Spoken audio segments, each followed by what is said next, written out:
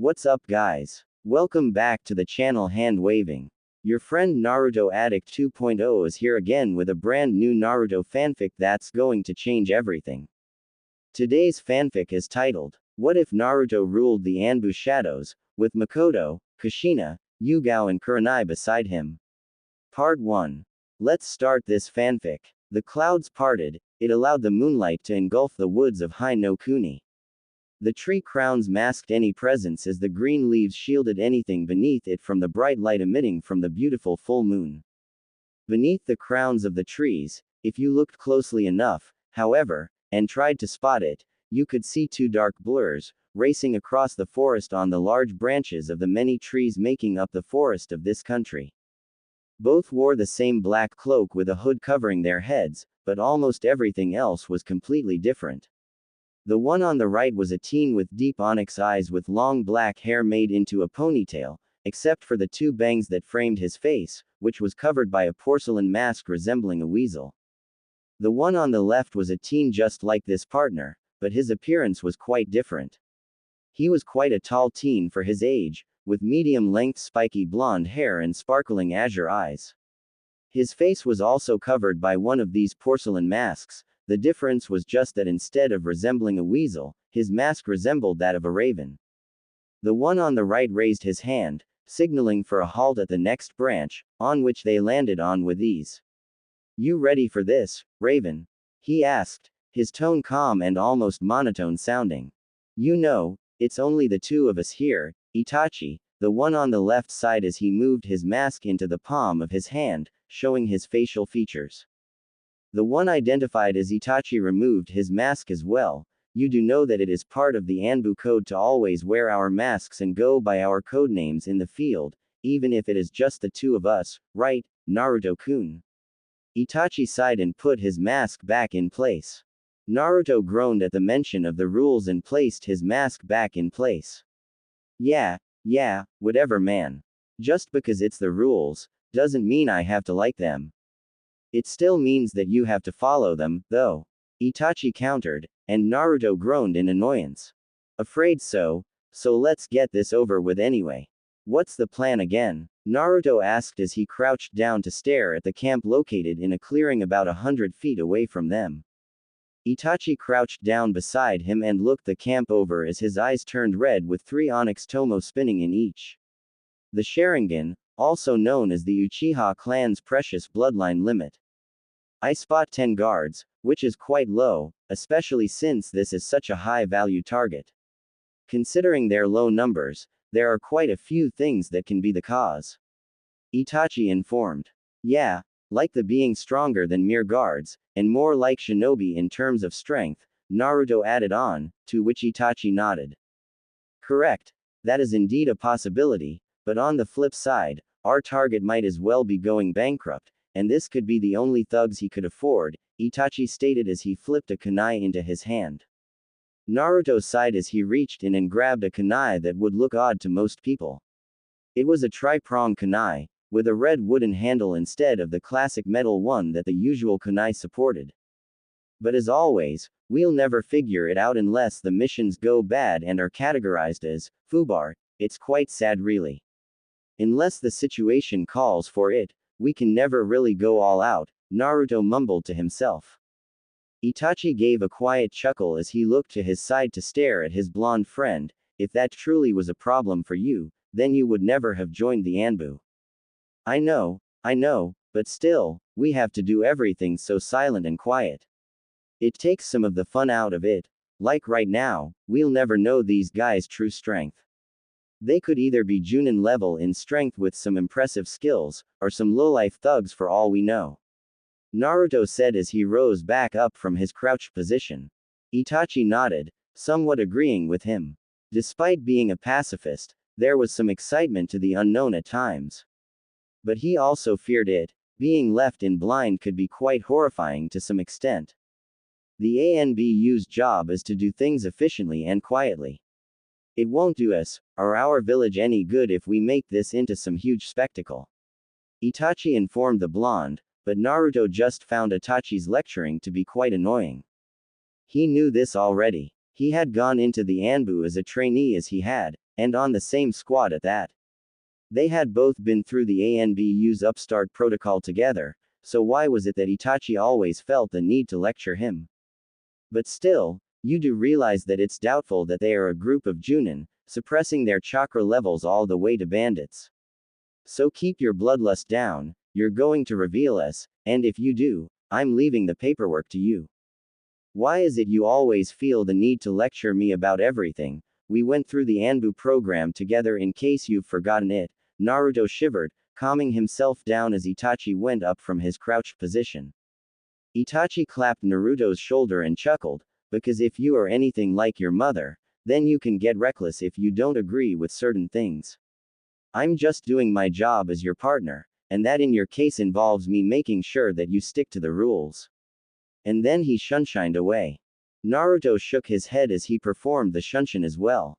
Itachi might be his best friend, but damn, the guy needed to chill sometimes. It wasn't like he had magically forgotten the importance of being ANBU, and what responsibilities that came with wearing these masks. In the camp, things were quiet. Naruto crouched down in a bush as he slowly sneaked forward behind the first guard. Judging from the man's chakra level, he was around the level of a thug. So unless the gods decided to punish them for whatever reason, the mission should be a piece of cake. The blonde flew up from behind the man and held him in a chokehold with his arm, cutting off any oxygen from reaching his lungs. The man struggled quite a bit with his legs spasming as the blonde dragged him to a bush, where his suffering ended with a quick twist and a broken neck. Itachi was having an easy time as well.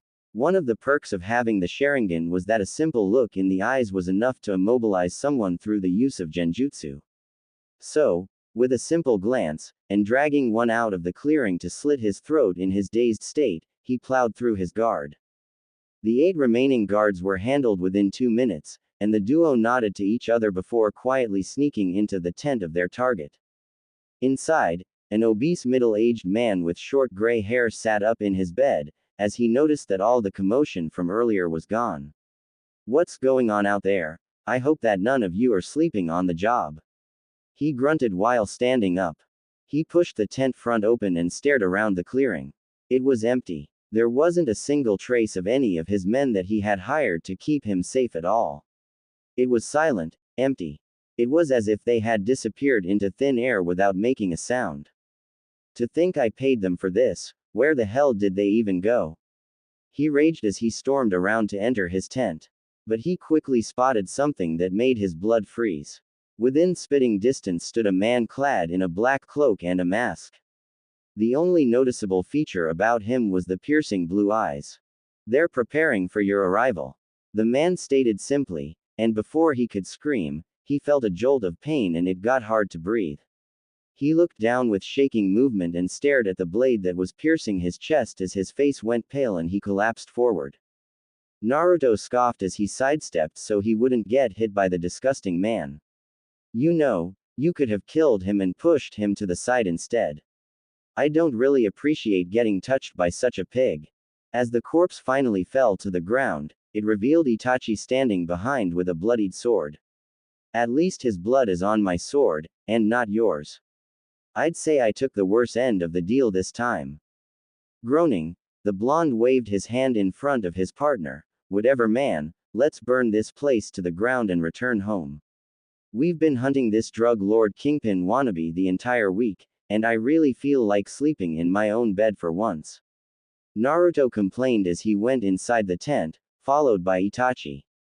Itachi gave a quiet HN as he looked at a crate that was placed beside the bedroll on the ground. For such a simple mission to take this long was quite unexpected. These guys weren't shinobi trained, but they still somehow managed to avoid us for 5 days. Naruto broke the crate open with a grunt, and said, "Well, that just proves that even weaklings without shinobi training can be exceptional in some ways." "I never said they couldn't or weren't," Itachi noted with a raised brow. I know, I'm just making conversation as we are about to blow up a crate filled with drugs that may or may not be explosive, without the tags." Naruto shrugged as if it was the simplest thing in the world and placed a couple of explosive tags on the inside of the crate. Itachi nodded. "I see, finish this quickly." I'll be waiting at the spot where we were, before we engage the enemy. Sounds good, Naruto said and heard the tent front rustle as Itachi left the inside of the tent. Naruto took his mask off and placed it on the inside of his cloak as he did this. He really disliked having to wear the ANBU mask, but it was an efficient way to disguise yourself in this line of work. The blonde looked inside the crate and noticed a piece of paper that looked like an IOU showcasing a large amount of money. Moving it out of the way, he found a stack of money at the bottom. Raising a brow, he reached down and grabbed the stack of money held together by a little cloth wrap. When he had retrieved the bundle of money, he saw another bundle and chuckled. Man, this criminal line of work must really pay well. This amount of money is what I get for doing an S-rank mission with a last-minute notice of deployment. Naruto thought to himself as he put the bundles inside his cloak and went out of the tent. The moment he stepped outside, he took his mask and placed it on his face again before shining up beside Itachi. Hey man, look what I found.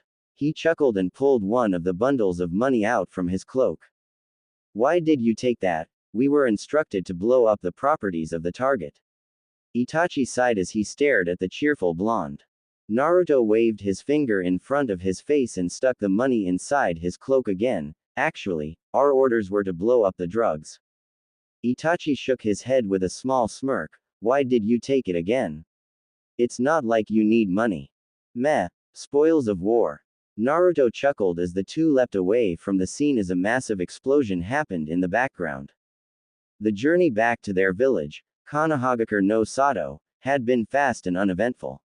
Nothing had occurred, and the duo was able to retreat back to the Hokage's office by dawn without any trouble. The duo landed on the Hokage's floor and kneeled down. Hokage-sama. They spoke simultaneously, and the old man turned around in his chair while puffing on a pipe. This was Sarutobi Hiruzen, the Sandaime Hokage, also known as the Professor due to various feats he had accomplished in the glory days of his prime. At ease, you two, drop the masks. He ordered and lifted the pipe away from his mouth with a fond smile. The duo got up from their kneeling position on the floor, and moved the masks away from their faces, and settled for placing them at their hip for the time being. Mission accomplished, Hokage-sama. Itachi then spoke. Hiruzen nodded and started to write on a piece of paper. I trust everything went well, and the target dealing harmful drugs in Hai no Kuni has been eliminated, yes. Naruto took this chance to speak. Yes, the target has been eliminated, and the crate he was bringing with him was destroyed. Though, I decided to retrieve this from the crate. Naruto informed, and pulled the two bundles of money out of his cloak. Hiruzen nodded and took the two bundles and placed them in a drawer inside his desk. Good job you two, this money will be used for the good of the village. And of course, the two of you will receive a generous bonus for bringing these much-needed funds to us. You are dismissed until further notice. The duo nodded and shunshined out of the office, and landed on top of the Hokage Tower, in which the Hokage's office was obviously located. I knew it was a good idea to bring the man's money with us, Naruto smirked as he leaned against the railing with his arms crossed. If you really needed the money, then why didn't you just keep it? Itachi chuckled as he leaned down and rested against the railing while looking over the village. I'm going to pretend you didn't just ask that, mister, all for the rules, Uchiha. But to humor you, I didn't want to be branded a traitor for keeping information from Oji-san, and it's also going to please him knowing we bring stuff like this to him. Think of it as an investment in his trust and backup in any future matters. Naruto said with a smirk. Itachi raised a brow at him and snorted, you're smarter than you look. What was that? Naruto said with a tick mark throbbing on his forehead. Naruto, Itachi interrupted as he got up from his resting position, and looked at the blonde. Naruto grunted, not understanding what was going on. Itachi clapped him on the back and said, my mother said she would like to invite you over for dinner after our mission was done. What she means is that ever since you got the duty of overlooking the various security seals within the village, while Jiraiya-sama is away, she is displeased with how little you grant us your presence. Naruto shivered at the thought. Mikoto could be really scary when she was angry with something, and he didn't even want to think about how scary she could be when she was mad about something. Yeah, I know, it just isn't really comfortable being in your home sometimes. Naruto sighed and closed his eyes while taking a deep breath. Itachi's brow went further upon his forehead. How come? Naruto opened his eyes and gave a snort. Don't tell me that the almighty Uchiha Itachi hasn't noticed how displeased his father is every time that I'm around. I don't know why, but I must have done something to upset him. I've noticed, but I don't think it has anything to do with you as a person, Itachi said in a monotone voice. Naruto's face adopted a confused look. How can it not be my fault? It isn't like he acts like that when I'm out of his sight. He does actually. I suspect it has something to do with him still having sour feelings left after the Yondaime Hokage selection where your father beat him to it. I've heard that Orochimaru was also displeased about the results. Itachi explained to the best of his abilities. Naruto snorted as he palmed his forehead. So, I get to take the blame for something my father has done. Great. That makes me feel so much better. Naruto said sarcastically while Itachi shook his head. Anyhow, my mother still wishes to see you for dinner. It would be delightful if you'd come, she misses seeing you around, and so does Sasuke. Shisui might also be there if that makes anything better for you. Itachi said with a small smile. Naruto sighed and stared at the blue skies above him. I'll think about it, but I want to go home and continue studying my father's notes. I almost have it.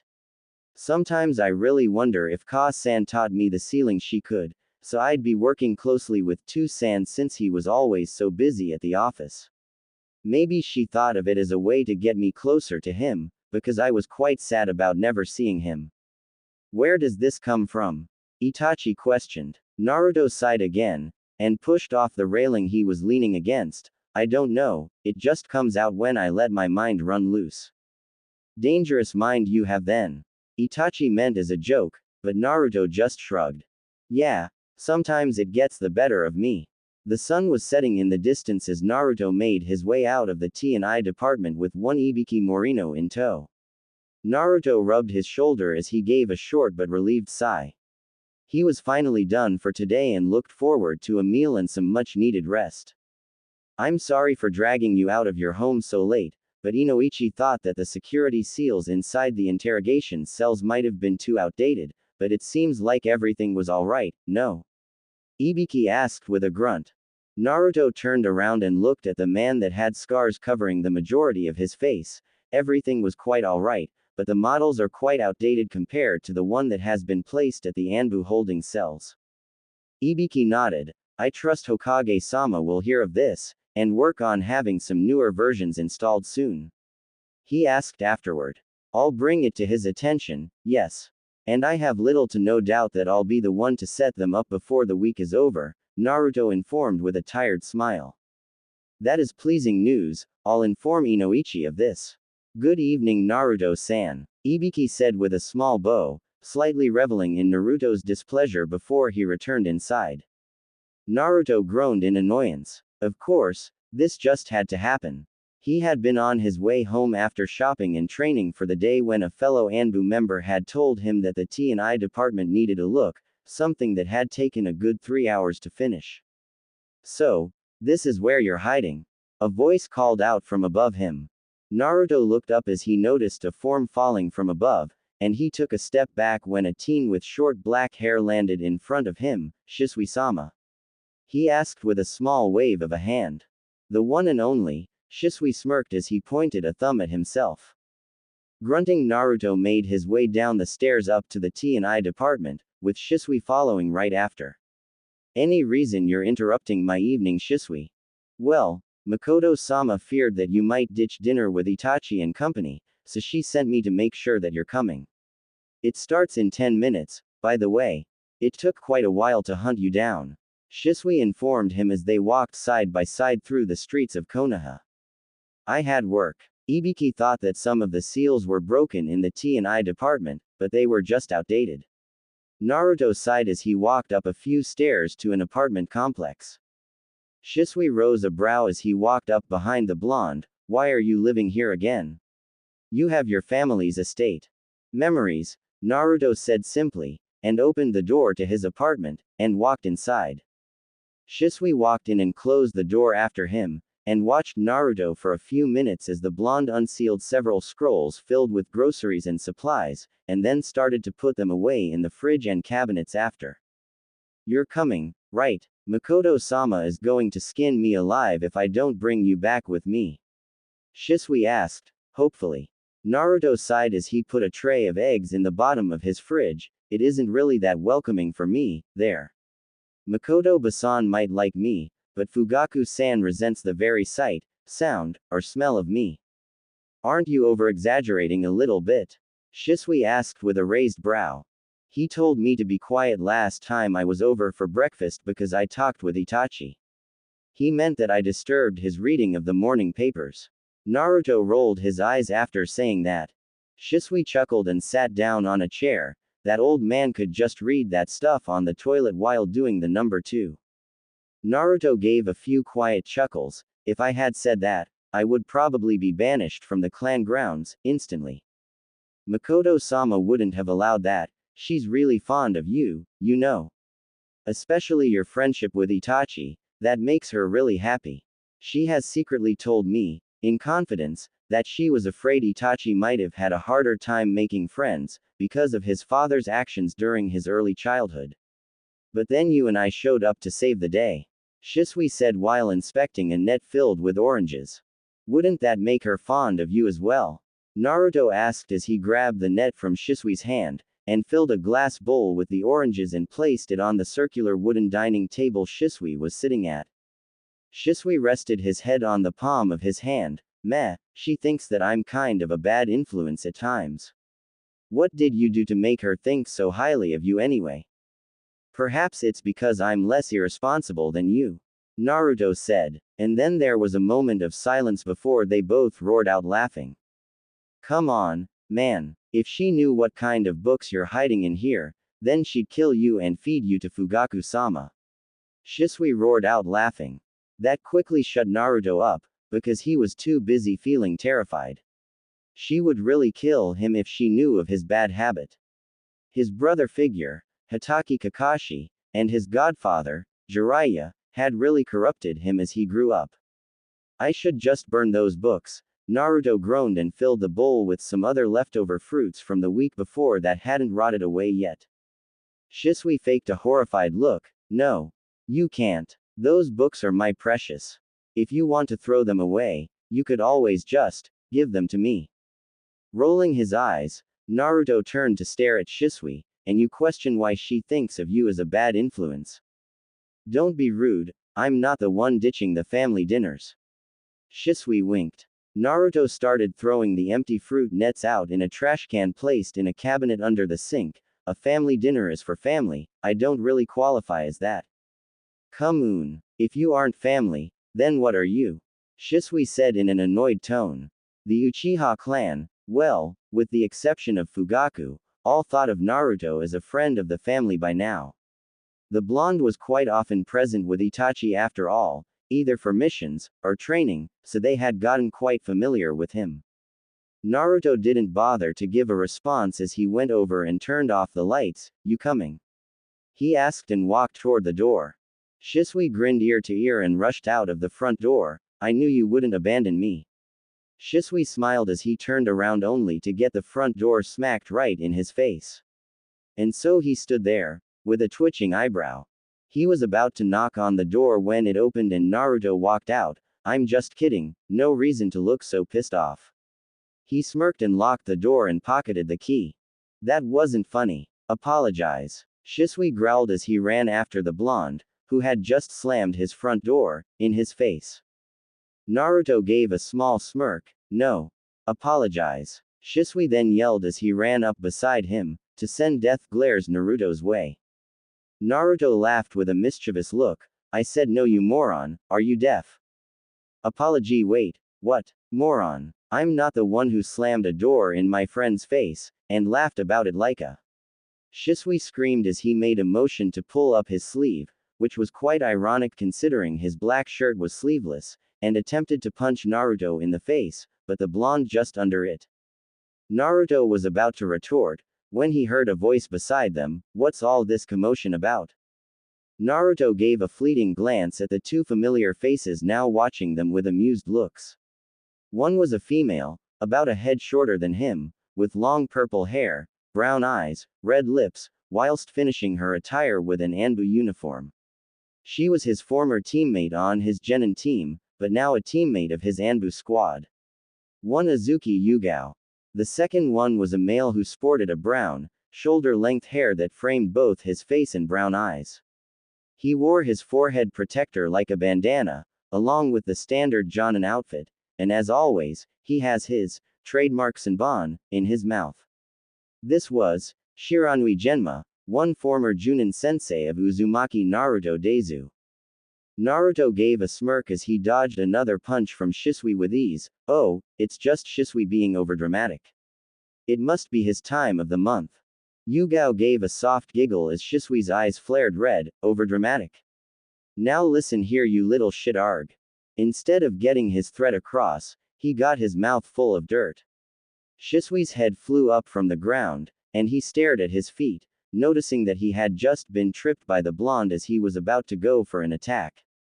You about done yet? Naruto asked, failing to pull a Kakashi, as a smirk was steadily crawling onto his face. Shisui got back on his feet, with smoke pouring out of his ears. You're so dead, just you wait for it, shithead. Yeah, don't throw empty threats around, Shisui, it's embarrassing, Naruto said with a grin, making his former Genin team chuckle at the bickering duo. I'll show you empty threats, Shisui growled, but before he could do anything, he was interrupted by a cough from Genma.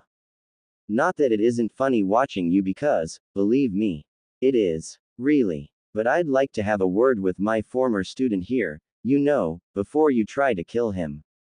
Genma chuckled, making Shisui mumble something out of embarrassment. The young Uchiha scoffed, and crossed his arms over his chest. This isn't over, he mumbled while glaring at the blonde. It is though, Naruto winked, making Shisui's anger intensify even further. The blonde walked over and gave Genma a brief fist bump, as the older Junin gave a smirk in return. How's life treating ya? Naruto shrugged, it's fine I suppose, but I don't really have all evening to chat with you guys. The moron back there is dragging me to a family dinner at the Uchiha compound, and I'm sure Mikoto-san is going to kill me if I'm any more late than I already am. I see. Oh well, I won't hold you any longer then. Tell Itachi I said hi, and that it would be nice for the entire team to have a joined meal again soon. I'm paying if that helps anything. Genma offered with a weak smile. Yugao, however, gave a sadistic chuckle. Be careful about what you promise, sensei. Naruto might eat so much at the barbecue restaurant again that you go bankrupt for a week. And what if he gets drunk again? With the help of clones, you might be bankrupt for a month. That was one time, Naruto mumbled with a minor blush. Shisui, however, picked this time to roar out laughing. Haha. You're a fat shit, aren't you? With how cheap the barbecue spot is, how the hell did you manage to eat so much, that the poor guy had no money left? If you don't shut up, I'll kill you before you can try to kill me, Naruto said, with his hair rising up, along with a deadly aura emitting from behind him. Shisui didn't pay any attention to that, and just wiped a tear away from his eye. Yeah, I'd like to see you try. That's it, I'm going to neuter you, and place a surprise in Fugaku's soup. Naruto muttered, and drew a kunai, making Shisui gulp in surprise. Hey, stop that, we are out in the public. That's quite embarrassing, you're supposed to be an elite of the village, Naruto, but you aren't keeping your cool. I thought I taught you better. Genma lectured, making Naruto fall comically on the ground with a rain cloud pouring over his head. As Shisui was about to laugh his off, Genma stopped him. You aren't any better, Shisui. You are known throughout the nations because of your title as Shunshin no Shisui. I would have thought you would carry yourself with a little more respect than this. But you are acting like an infant. Now it was Shisui's time to fall down beside Naruto with a rain cloud over his head. We're sorry, they mumbled together. Yugao looked at a watch hanging on the side of one of the stores in the street and rose a brow. Weren't you guys already getting late for a dinner at the Uchiha's house? A moment of silence caught them, before Naruto and Shisui flew off from the ground. Mikoto-sama, Basan is going to kill us. They screamed and ran so fast that not even the dirt and dust cloud following them could keep up. The remaining duo of teacher and student shook their heads. Those two were the worst kind of siblings, two brothers always at each other's throat, a mere chemical mixture meant for chaos. The blonde and raven-haired duo ran so fast that they almost crashed into the door of the Uchiha's estate, but they somehow managed to stop themselves just a few feet in front of the main gate. Naruto's was doubled over with his hands on his knees while trying to catch his breath when Shisui heard the sound of rapidly closing in footsteps, of a certain someone coming their way. Quietly he moved behind Naruto, without the blonde noticing, and prepared a foot behind the blonde's legs. And as if it was a cue, the door sprung open and a small dark-haired child flew out with a large grin on his face. Naruto-san. He screamed the top of his lungs, and the blonde looked on his horror as he tried to take a step back, but felt himself falling back over. And just as he was starting to lose his footing, the horrifying entity, known as the Sasuke bullet, flew into his gut, making him fly back and crash into the ground with a loud thud. Naruto landed on his back, wheezing, as all air was punched out of his lungs, and he laid groaning on the ground with a still grinning child sat on his stomach. Shisui roared out laughing, as if it was the new trend, before proceeding to point at Naruto with teary eyes. "That's for the door, you dumb shit," he yelled, and kept on laughing so hard that he fell down on his knees and repeatedly slammed his fist into the ground. Naruto glared his way. "You're so dead now, I swear I'm going to kill you slowly and brutally, Shisui," he wheezed out before his head fell back on the ground with a groan escaping his lips. Sasuke, who had initially been amused, while looking at the scene, started looking down at Naruto with a nervous sweat drop falling down his forehead. "Naruto-san, are you alright?" "Never been better," the blonde wheezed out, making Shisui cry out, laughing even louder. "What's wrong, pal? You look a little pale," Shisui cried, the tears flowing down his face as he found it hard to breathe due to laughing so much. Naruto decided that his revenge would come soon enough, so he gathered his strength and took a deep breath before moving Sasuke away from his stomach. "A little warning next time would be good, Sasuke." The child looked a bit flustered as he scratched the back of his head while the blonde got off the ground. Naruto poked Sasuke on the shoulder and made a "follow me" motion with his head as the two started to walk in through the front door. Shisui, who had gathered himself as well, walked a few feet behind the two, but just as he was about to enter the door, it was slammed into his face. Again. Shisui howled in pain, and rolled backward down the few stairs while clutching his now bleeding nose. "Oh, you didn't." He tried to yell, but the sound was muffled due to him pinching his nose to stop the blood from running out of his nose. Naruto chuckled with tears in his eyes as he turned around the hallway. But the sight before him made him want to run out of the house in an instant, because what he saw sent shivers up his spine, and made his legs quiver in fear. In front of him stood a stunning fair-skinned woman with long, straight black hair with bangs hanging on either side of her face to roughly frame her cheeks and black eyes. It wasn't that she was stunning that made him scared. Oh no, it was the blindingly happy smile that was on her face, and the cold aura of death, cascading into a Hania mask behind her. "Oh, it's so nice of you to join us tonight, Naruto-kun. Did you perhaps have any other plans for tonight?" she asked all too sweetly, as she moved closer, making Naruto's fear increase tenfold as he tried to move backward, but his back hit the wall while his teeth were chattering. "And no," Naruto chuckled out nervously while looking at the dangerous woman in front of him. As if it was the password, the aura of death along with the Hania mask disappeared in an instant, and Mikoto's smile turned natural. "Good." She giggled and moved back into the kitchen with Sasuke in tow. Sasuke looked between her and Naruto, as the blonde fell down alongside the door with a sigh of relief. "What was that about, Ka-chan?" What do you mean, Sasuke-chan?" Mikoto asked as she stirred the content of a pot on the stove. Sasuke hummed and looked at Naruto, who was still sitting on the floor. Why was Naruto-san shaking so badly? He asked, tilting his head inquisitively. Oh, I'm not sure. I mean, I just greeted him, and everything looked fine to me, right, Naruto-kun? Mikoto asked, with the cold aura returning momentarily. Naruto nodded rapidly as he flew back to his feet, resolutely ignoring his cold sweat drops. See, Mikoto said with a smile, looking down at her youngest son who just sweat dropped at her with an amused look.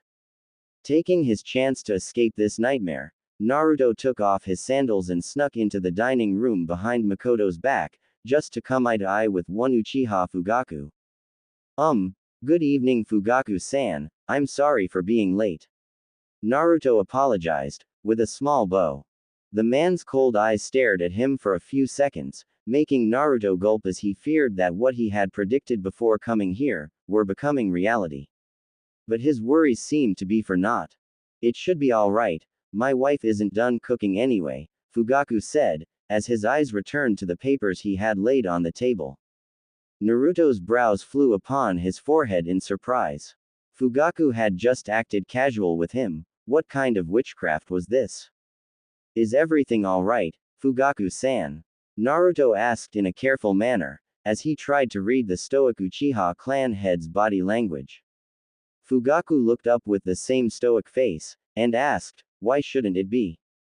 Don't know, I was just asking, to be friendly, Naruto explained, making Fugaku nod before his eyes wandered down to his papers again. Naruto shook his head in disbelief and excused himself to go find Itachi. That was odd. Back with Fugaku, the man merely stared with narrowed eyes toward the blonde's back. When dinner had finally been served, Naruto eagerly looked at the dishes in front of them in delight. He had a feeling that he knew why his favorite food was being served, but he wouldn't complain. Nope, not at all. They were all seated around the table now. Fugaku was placed at the end of the table at his usual spot, and Naruto sat with Itachi on his left, and Sasuke on the right, while the latter had his mother in front of him, and Shisui placed to her left. While the table was set with a variety of dishes, Naruto's favorite had to be the fish that had been marinated in miso soup, and for Sasuke's sake, there were several more child-friendly dishes as well, a lot of them involving tomatoes, which were the young Uchiha's favorite thing to eat. Dinner was a quiet affair. Everyone was just focusing on their meals until Fugaku decided to say something. So, how'd your mission go? Naruto kept himself from speaking, simply believing that the question was meant for Itachi to answer, which he did. The mission went without trouble. Naruto-kun and I dealt with it in under an hour. The time-consuming part was locating our objective. Itachi answered, making Fugaku nod with a satisfied look. He wasn't smiling, but he didn't look as stuck up as he usually did. I trust everything went fine on your end as well? Fugaku then asked, but the table was utterly silent. Naruto took some of the miso soup with a spoon when he suddenly realized that Fugaku's eyes were looking toward him of all people, so he laid down the spoon and looked around to notice everyone's eyes were on him, and he coughed into his hand and responded. Yeah, no problem encountered here. Everything went fine, and nothing bad happened. Naruto answered while being a bit shocked, or rather, he was really shocked. Fugaku had never asked him a question like this before, so this was, indeed, a surprise. Very well then, Fugaku said with a short nod and returned back to eating. But the older man didn't miss the curious and questioning glances he received from his wife, sons, and Shisui. Naruto rose a brow and leaned to his left and whispered to Itachi, "Hey, is your dad acting weird or is it just me?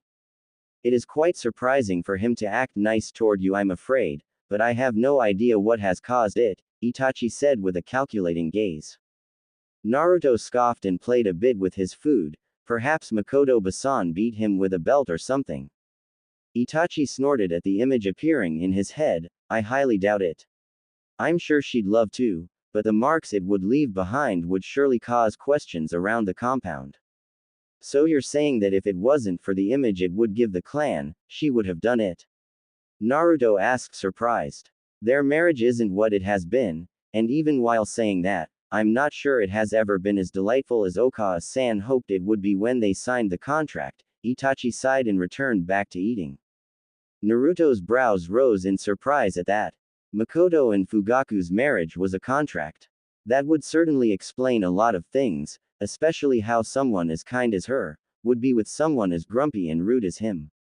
Naruto shook his head and returned back to eating, but before he'd take another bite he made a polite smile toward Mikoto and said, "The meal is delicious, thanks for inviting me." The older woman gave a soft hum, and smiled at him. "Why thank you, that's kind of you to say, you're always welcome to join us." "Right, Fugaku. Fugaku. Yes, what she said." The man coughed into his hand, making almost everyone at the table roll their eyes at him. Naruto shook his head, and returned to his conversation. "I'll keep that in mind, and I apologize for not being over much these days. I've had a lot going on these days, especially since I've been trying to learn one of my father's jutsu. Anyhow, with such delicious food on the table, you might start throwing me out of the house because I ate it all." "Flatterer. At least someone appreciates my efforts in the kitchen," Mikoto said with a big smile. Despite her happy smile, Naruto couldn't miss the glance sent toward the end of the table. Arranged marriage, huh? He pondered and started to see a lot of things he wasn't able to see before. Of course, he wasn't blind and had seen quite a few times when Fugaku and Mikoto didn't agree on things, and arguments had certainly been heated at as well. And it all made him wonder, why did this arranged marriage occur? And why did Mikoto agree to it? Was she the one who requested it? A lot of questions were filling his mind right now, and he was curious about the answers. Fugaku paused for a moment, before continuing on with his dinner, only taking a moment to blink, in disinterest. Dinner continued with idle banter as it finally came to a close before Fugaku spoke up. "Itachi. Shisui. Tonight, there will be a clan meeting.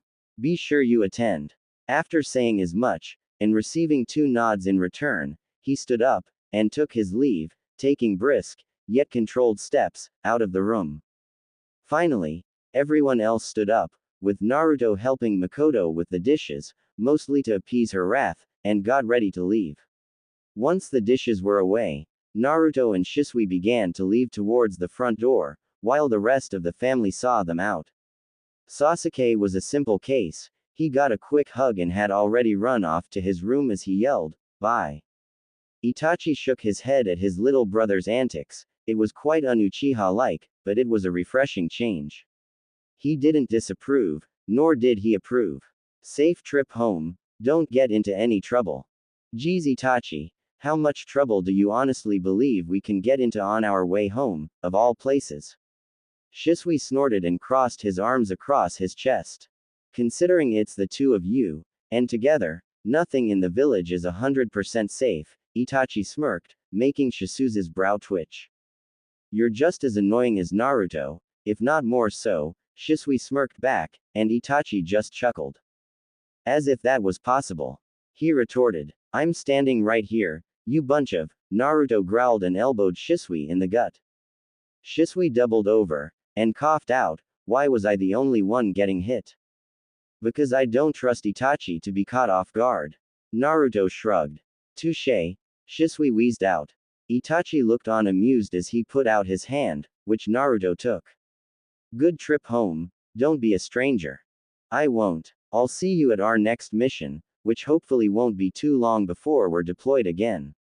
I'm going to need a good stress relief after tomorrow," Naruto said, and Itachi nodded before he gave his excuses and left as well.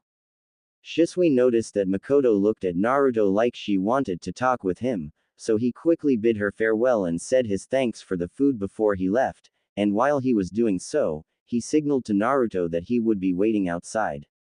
Naruto just nodded in response, before turning back to look at the raven-haired woman. "Thanks for inviting me, and for the food obviously.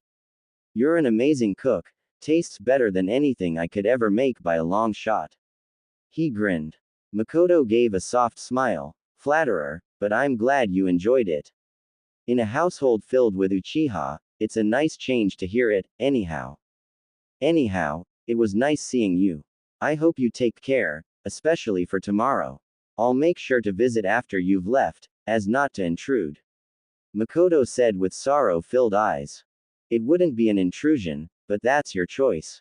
Thanks, and see you next time. Naruto responded with his back turned, and waving his hand. Of course, however, personal time is important, especially for tomorrow, she argued back, making Naruto shrug with half-lidded eyes. Anyhow, thanks for today, I enjoyed it very much, Naruto responded, but before he could leave, he was engulfed in a warm hug. As my son said, don't be a stranger. It's displeasing when you stay away, your company is delightful and required. She said with a small grin, making Naruto just scratch his head while being flustered. I'll try to come over more often. Ja-ne, he waved, which she returned. Naruto walked outside and met Shisui standing up against a nearby lamppost. As the pair began to walk away, the taller of the two spoke up, so, do you want me to come with you, tomorrow? Taking a deep breath, and a moment to center themselves, a responsive, no, I can handle it myself, but thanks, was finally delivered. As the wind flowed through the area swaying his hair along with the leaves, his eyes never left the three flat stones in front of him. He was crouched down in a daze, his eyes glazed as if he wasn't there at all. People walked through the area, paying their respects before they left again. It almost seemed like he had been there the entire day to most people, which he had. He had been sitting in the same position since dawn, not moving a muscle. The three stones in front of him were what he had been focusing on before he lost himself to his train of thoughts. The first two stones had two names engraved, names that had once meant a lot to him. They still did, perhaps even more so now. Uzumaki Kushina, Namikaze Minato, he still remembered it as if it happened yesterday. An impressive feat, considering he had only been 5 when it had happened. The emotions he felt, the terror he experienced, it was burned into his memory. The last stone had an entirely different name engraved. It was a smaller stone, placed in the middle of the two other ones. Uzumaki Menma. That name, it saddened him the most. It was a person that died too early. A person. His life had been over before it began, he never managed to live or experience anything besides death. Menma Uzumaki, it was his little brother. It was a boy that should have meant the world to him around now. He mourned his loss, but he mourned the loss of never getting the chance to know him better. Maybe it made him cold that he didn't miss him that much, but it was hard to miss someone you never knew. He could only miss and grieve over what he wanted them to be. Siblings. He had smiled the day that he had heard his mother proudly proclaim that she was pregnant again. He had wanted to grow up strong, to protect the unborn child inside her. He wanted to be strong, brave and loving for the kid that would, at some point after 10 months, become his sibling. He had wanted to be able to teach him so much. His training had started early, and he had worked hard so that he could be somebody that his little sibling would be proud of. But he never managed to figure out if he would be proud of him. Because he died. Just like his parents. He wondered every day if they were watching him and if they were proud or ashamed of him. He mostly believed it was the latter, because, despite the love a parent always would have for their child, he had failed that night. They had died right there in front of him, gasping their last words out in from him, while he was unharmed. He had done nothing as they died, he had tried, but he had been too scared to move. If anything, his only actions had caused their death. He had only seen his little brother alive for a few minutes. He had failed to do the one thing that was required of him. If anything, he has caused the death of the very person that he was responsible for protecting, if only he hadn't screamed. Naruto shook his head, trying to avoid thinking about his nightmares as he looked up at the skies. It was around noon now. He had been here since dawn. Getting down on his knees, he noticed his muscles crying in discomfort. He had been crouched in an uncomfortable position for over 6 hours after all. He leaned forward and folded his hands on the ground while leaning his forehead down to rest it on top of his fingers. I'm sorry for my failure. There isn't even one day that goes by where I don't regret being the cause of your deaths. I'm sorry I wasn't the son or brother you needed in the end. Sitting back up, his gaze fell upon the bundle of flowers that he brought with him, the same bundle of flowers that he brought every year. A white rose and carnation, a crimson rose, surrounded by a purple and blue hyacinth, and lastly, 3 daisies for each of them. Wiping his tears away as he stared, once more, at the graves in front of him, I understand if you'll never forgive me, I wouldn't forgive myself either. Just promise me that you are together up there, taking care of each other. As he opened his mouth to say something else, he was interrupted by someone's voice beside him. You know, I'd kick you if it was my grave that you were sulking in front of. You'd be scaring all the hot girls away. Naruto absently looked up with a blank face. It was Shisui standing there. But the expression on his face was unusual. Despite him smiling, the smile was sad and filled with sympathy. Taking a deep breath, Naruto decided to prod him. What are you doing here, Shisui? I recall myself saying that I'd do this on my own, he asked in a monotonous voice. And you should know that I'm a better friend than that. You're hurting, man. What kind of friend would I be if I let you cry on your lonesome? I kept my distance for a while so you could have your personal time, but after a while, it was clearly obvious that you were just torturing yourself by staying. How many times must you be reminded that what happened was never, and never will be your fault? Shisui asked, with a stern gaze. Naruto's eyes glossed over as he returned to staring at the gravestones in front of him. Specifically his little brother's. But it was my fault. If I had just stayed away, or better yet, kept myself quiet. I failed them, him. After a second Naruto's eyes widened as he was sent flying to the ground with his cheek stinging. Had the bastard just punched him?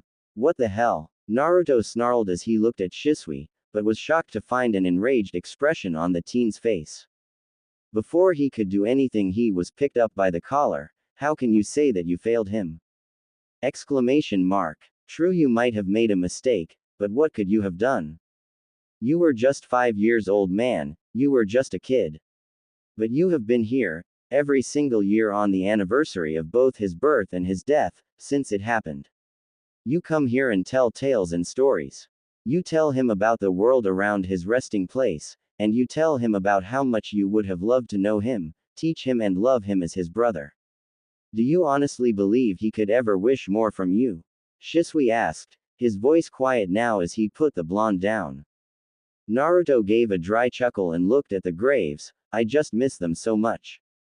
Shisui put a hand on top of his shoulder, and sighed, I miss my parents too, but there is nothing we could or can do to change what had happened. Now the only thing we can do is hope that they are together wherever they are, and make sure to visit them to let them know that we're okay and that they shouldn't worry about us. I guess you're right. Thanks. I think I needed a wake-up call. Naruto admitted and tried to rub the tear stains from his face. Shisui gave a sly smirk. Oh, no worries, I'll gladly punch you whenever I get the chance. You just had to ruin it, didn't you? Naruto asked in a deadpan, as his eyebrows began to twitch. I have no idea what you're talking about. A day later, in the Hokage's office, Hiruzen dropped a folder on his desk with a heavy sigh. So this is the reason you want him to go on this mission? The old Hokage asked the man standing in front of him, who nodded. Yes, it would be beneficial to the village, but also to him. The man spoke calmly, without any emotion present in his voice. I'm not sure, Danzo. With today taken into consideration, it might not be the best time, Hiruzen spoke, while Danzo merely gave a snort. The old warhawk sat down in the chair in front of the Hokage's desk, and said, Trust me on this, Hiruzen, it's the best time for it. Taking his current emotions and the probable thoughts running through his head, he'll be more than motivated. I can't argue with that. But I would have liked if you had gone to me in the first place. Coming with this to me now is a bit late, and I would have been able to make some more preparations beforehand if I had known earlier. Hiruzen sighed and lit up his pipe. Danzo nodded. That is true, but I wouldn't have come to you with a mere rumor which would have left disappointment in both you and him if it had been proven false. Feeling like sighing again, Hiruzen flipped the folder open again and stared momentarily at the contents within before closing it. All right, I'll put him on this mission. Hopefully, they'll be able to make him happier than he is now. The boy is a shell of his former self. This should prove beneficial in his recovery. Danzo said.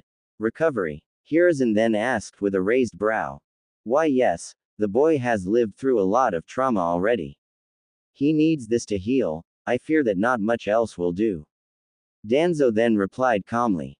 Very well then, you are dismissed, Danzo. I'll send for him immediately. Hiruzen finished, and Danzo left without saying anything else. Bore. Hiruzen called out, and a large muscular man landed in front of him, wearing the ANBU uniform. Hokage-sama, the man addressed, and Hiruzen pulled his pipe away from his mouth. Go fetch Uzumaki Naruto for me. I have a mission of the utmost importance for him. Hiruzen ordered, and the man left with a brief nod. Naruto walked into the Hokage Tower with a stretch of his arms and back. It was early in the morning, just around the peak of dawn. He wondered why he had been summoned so soon. It hadn't even been 2 days yet since his return to the village from his last mission. Rubbing his eyes with a groan, he was kind of wishing that he had gone to bed earlier last night, but then again, he managed to make a ton of progress regarding all of the notes that his father had left behind.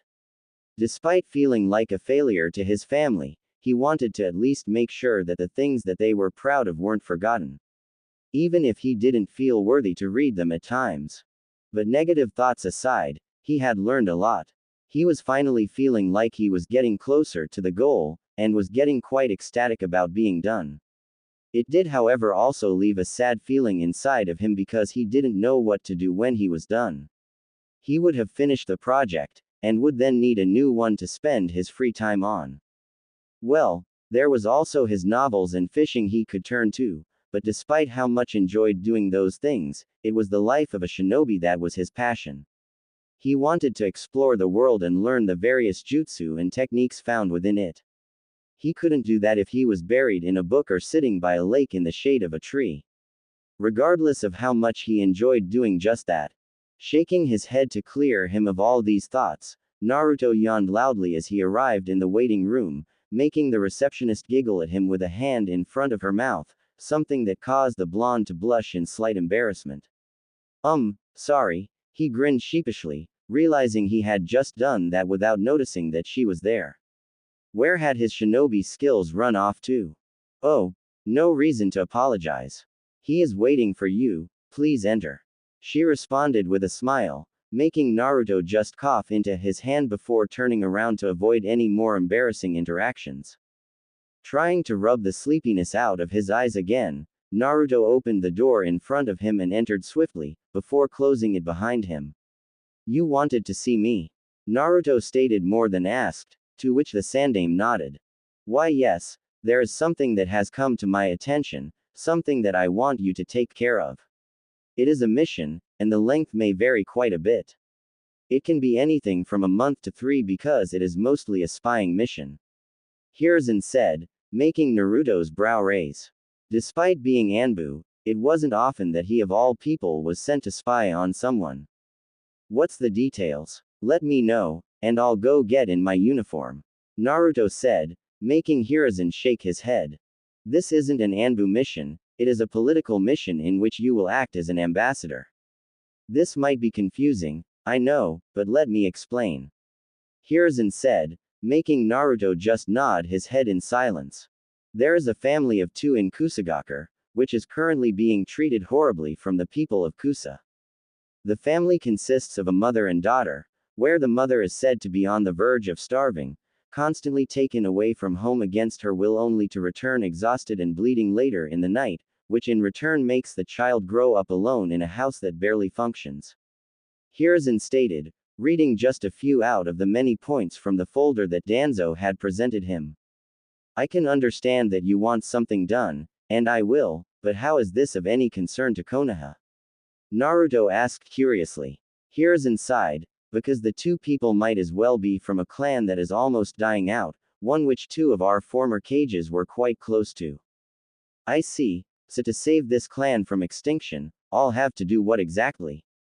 Naruto asked. I want you to spy on them and gather evidence concerning their treatment.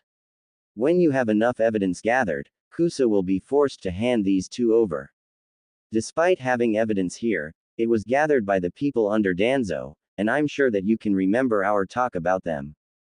Hiruzen said, and Naruto just nodded.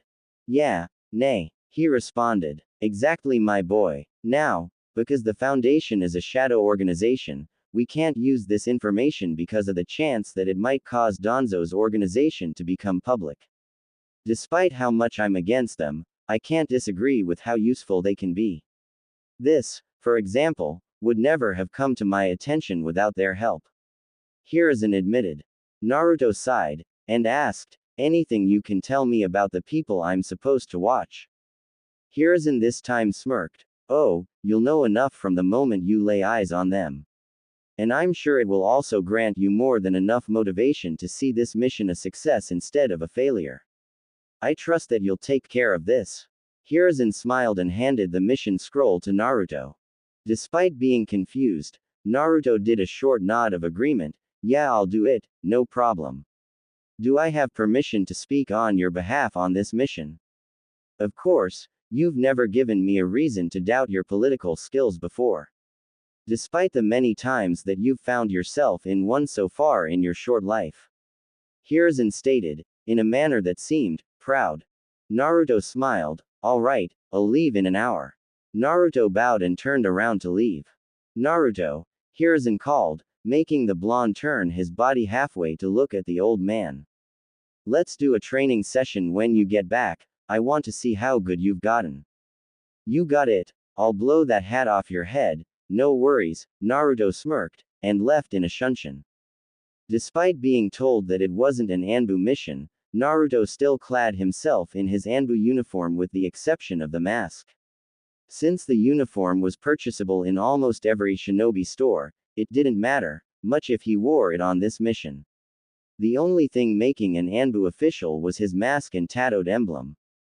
Pushing his sword into its sheath placed on the ANBU vest's back, Naruto reached for his mask, but then remembered that he didn't have to wear it for this mission. So he made a short, mental, victory dance, before grabbing a dark gray cloak with a hood and swinging it across his shoulders and buttoning its collar. His reason for wearing this was simple. In the off chance that he was found out during the spy session of his mission, he could somewhat escape without having to reveal his identity. Normally, some people could show their face and still make it away, but considering how recognizable his face was, it was very unlikely that nobody would put two and two together and figure out who he was. Looking into his fridge, Naruto frowned heavily. I just bought all this food, and now I have to throw it out when I return. I should make a seal to make my food stay fresh for even longer. Naruto grunted, and closed his fridge as he grabbed a notepad on the dining table. The idea he had wasn't half bad, so he settled for writing it down for now, and decided to work on it sometime after he got home again. He already had a foundation to work with, thanks to the standard preservation seal. Hopefully, this wouldn't take 3 months. Mikoto would kill him for staying away from them for that long. There's only so much leeway that his love for sealing will give him, and being distracted with a project for multiple months is well past that point, according to Mikoto-san. Maybe he should visit the compound and tell her in person. That way it couldn't get too bad since she would know what he was up to, after all. Then again, that would probably lead to her finding a way to distract him. Since this seal isn't as important, she'd probably tell him to just eat over at the compound and forget the, clearly, unnecessary seal. Chuckling at the thought, Naruto closed the fridge and went out the front door, followed by shutting and locking it behind him.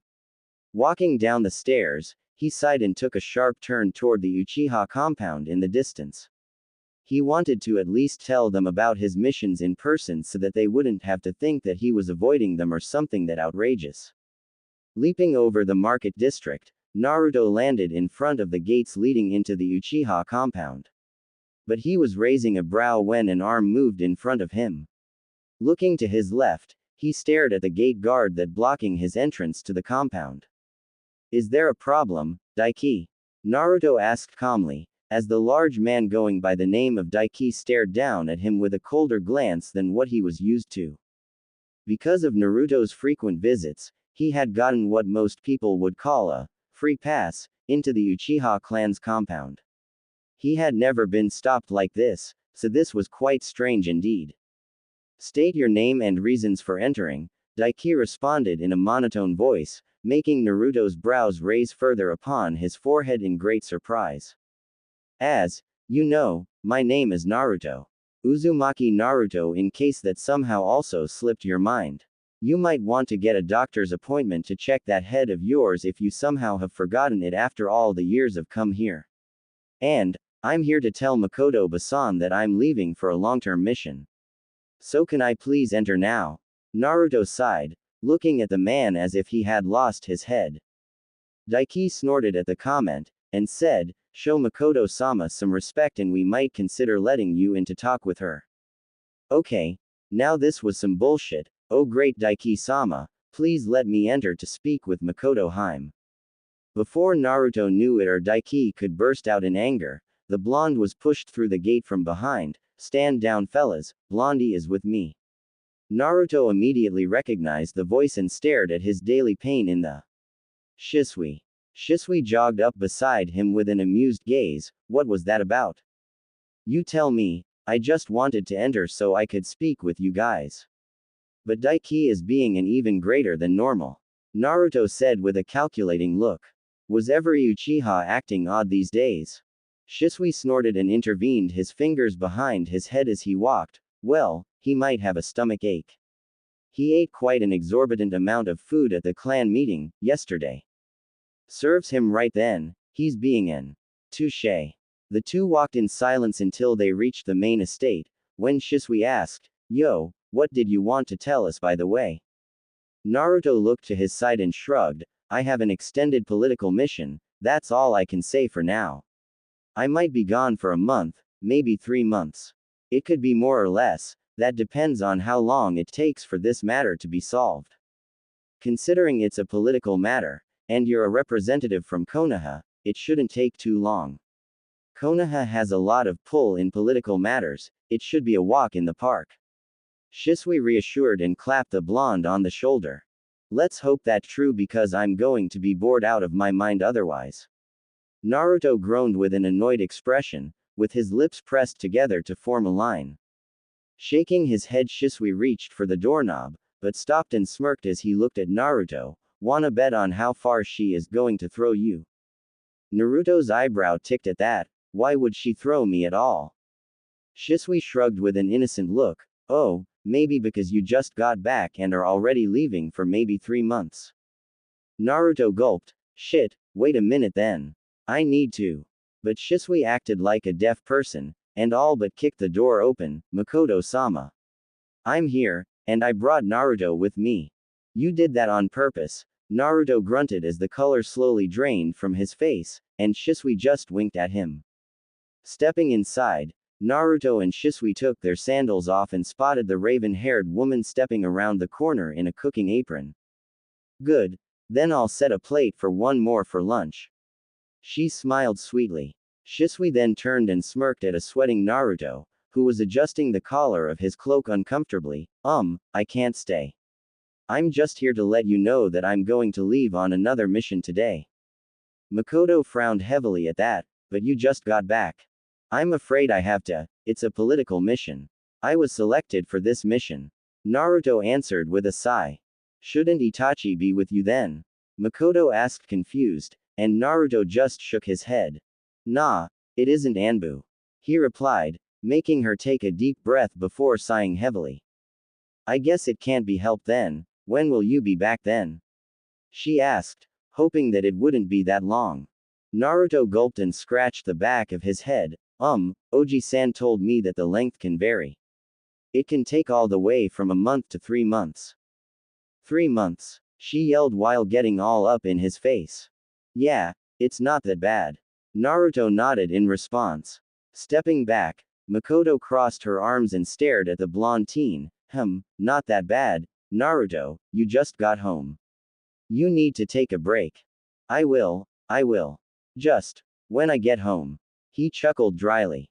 Mikoto gave an annoyed sigh, and dropped her arms back down as she walked into the kitchen. You men are hopeless creatures. Shisui raised a brow at that, Hold on, how is now on all of us men because Blondie can't figure out how to take a break? Because both him, Itachi and you, never, ever, take a break. You three are constantly either training, going on missions, or doing something else taxing. When was the last time you just sat down and read a book or took a simple walk? She asked skeptically. But that's boring, Shisui groaned out with a roll of his eyes. You just proved my point. The woman snorted and walked into the dining room with today's lunch. Shisui gaped a little at that, trying to find a comeback when he was suddenly clapped on the back by Naruto. Well done, moron. Who the hell are you calling a moron, you idiot? Shisui yelled, but his sudden retort had a completely different effect than what he had intended because Naruto had already disappeared from behind him, so Shisui had just yelled at himself through the mirror that was placed in the hallway. Naruto in the meantime had entered the dining room and gave a short but respectful bow toward Fugaku who was seated at the end of the table. Fugaku-san, he greeted, and the man nodded in return. Naruto-san, he responded back and waited for further words coming from the blonde. The look on his face told him that there was something that he wanted to say, after all. Could I please speak with Itachi in private for a minute? I won't take too long, he should be seated with you within the next 5 minutes. Naruto requested, and the clan head just waved him off. Itachi is in the backyard with Sasuke, please hurry, as I intend to enjoy lunch with both my sons before it's cold, Fugaku said. Naruto nodded and walked out through the glass sliding door leading toward the backyard which was already open, while still trying to figure out what he had done for Fugaku to act nicer than he had been able to before. Shaking his head free of those thoughts, Naruto gave a short wave as the raven-haired brother duo spotted him. So, this is where you're hiding. Itachi snorted, and rose a brow at him, what's with the cloak? I got a new mission, I'm leaving in just about 10 minutes. I came by to say it in person, thought it was the least I could do. Naruto informed, and Itachi's brow remained on his forehead. Don't you mean we got a mission? And if that's the case, I'm honestly baffled since I haven't received a word about it. Itachi responded with confusion evidently dripping from his monotone words. Naruto shook his head with a small smirk, afraid not, it is a political matter, and for some odd reason I've been picked for it. I must say I'm surprised as well. You're the last person I would pick for a delicate political matter. Itachi said with a small smirk. Naruto's sweat dropped at that. Geez, thanks for the trust. Itachi shook his head, on a serious note, I'm sure you'll be fine. How long will you be away from the village? Most likely between 1 and 3 months, Naruto said back. And my mother is okay with that? Itachi asked in shock. Naruto chuckled bitterly, I wouldn't say that. Oh, the silent treatment? Itachi then questioned. It's more like she left after she heard all that she needed to hear, Naruto said and shrugged. Itachi gave a bitter laugh at that, and placed a hand on his hip while patting Naruto's shoulder with his remaining hand. I suggest you come back with a souvenir. Why? Naruto asked, his brows flying upon his forehead. Let me just say it in a simple way. This is the first phase of my mother starting to give you the silent treatment. So unless you want to live through phase 2 and 3 of her being mad at you, I suggest getting her a gift, as that might be an option for getting her into a good mood again. Itachi finished, and Naruto mentally noted this down as the largest amount of words he had ever heard Itachi say in one go. Alright, I'll keep that in mind while I'm there. Naruto nodded and crouched down to look at Sasuke. And I trust you'll keep your family safe while I'm away. Naruto winked, making Sasuke nod with a big smile. Sure, somebody's got to do it. Sasuke said, making the two older teens chuckle a bit. I'll leave it to you then. See you guys. Naruto called as he turned around and started to leave while waving his hand. Don't start the next great war. He then heard Shisui yell from the porch. I'm not the one yelling at his own mirror reflection. Naruto yelled back and vanished in a shunshin the instant he saw the enormous tick mark on Shisui's forehead appear, one that would predate a large outburst. With Itachi, several hours later, the raven-haired teen kept a blank face as he kneeled down in the middle of the room. He kept his eyes locked on the floor as he heard the Hokage speak. All right, I've informed the people here about the crucial information that you needed to share in greater detail, Hiruzen said, and Itachi raised his head to look at the people that Hiruzen had selected as his advisors. More specifically, it was his old teammates. This claim is quite outrageous. Are you absolutely sure that the Uchiha clan is committed to this course of action? Koharu asked, looking down at Itachi from her seat. Itachi nodded briefly. Hi, the Uchiha clan is very devoted to this cause already. It required no more than the first and second meeting to confirm this. While they had had a meeting the night where Naruto was there, they had also had one in the morning. This can prove bad for us in the village. What course of action should we take, Hiruzen? Homura asked as he adjusted his glasses. Hiruzen sighed and tried to respond, but Koharu beat him to it. Isn't it obvious? If they are going to start a revolution and usurp our power, we should have no choice but to judge the Uchiha as traitors of Konoha. Hiruzen intervened, and said, please wait, Koharu, don't rush to such a decision just yet. However, Hiruzen, from what I can understand already, the Uchiha clan will not be dissuaded, and since that is, in fact, the case, we have to take measures to avoid mayhem. That includes innocent children too. Danzo said, looking at Hiruzen with a narrowed eye. Don't say such things in front of Itachi. Besides, a battle against the Uchiha would be far from an easy task. We must plan our strategy very carefully. Hiruzen reminded, but Itachi was as blank as it had been when he had entered the room.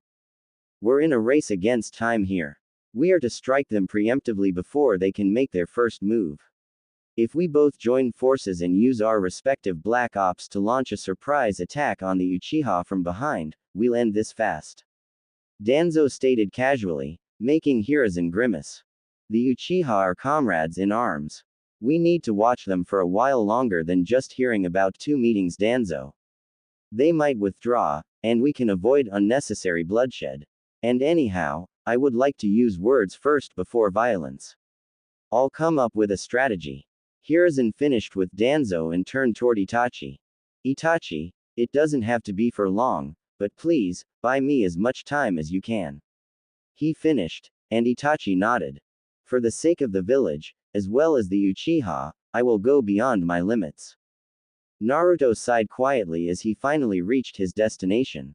It had been around a day. He had traveled at the fastest speeds that he could without getting too exhausted.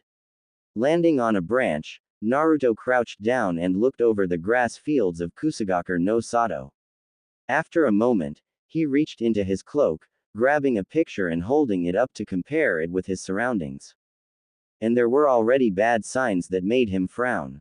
The house he was supposed to watch, he'd guess, was located over 500 yards away from Kusa's main wooden wall surrounding their village. The house itself was practically in shambles. The only lighting in the house was candles. There were no signs of lamps or anything inside the house. At least from what he could see from his position. There was a well beside the house as well, suggesting that their water was coming from there and not the village's pipelines. The next thing he noticed was the shitty condition that the house was in. It was built with boulders and cement, definitely not the work of a professional. The roof was constructed from dried straws, with no hint of insulation underneath. The windows were cracked, with some even being broken. How can they live like this? Are they really that poor? Naruto wondered and moved down to a branch closer to the ground to be able to see everything with a better view.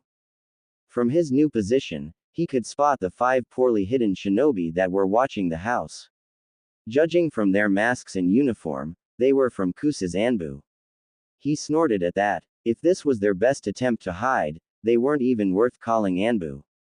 Narrowing his eyes, he started to wonder. Why would they watch this old house that was about to collapse? Did they know about the clan and status of the people within? If they did, it made no sense. How could they even allow themselves to let these poor souls live in this dangerous house? He didn't get it and needed answers. Giving a silent groan, he defeated the urge to go down and poke the ANBU closest to him on the shoulder, and then throw a fist in his face when he got his attention.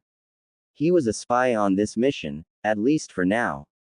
But this situation, despite how horrible it was for the people he was supposed to watch, was good for him.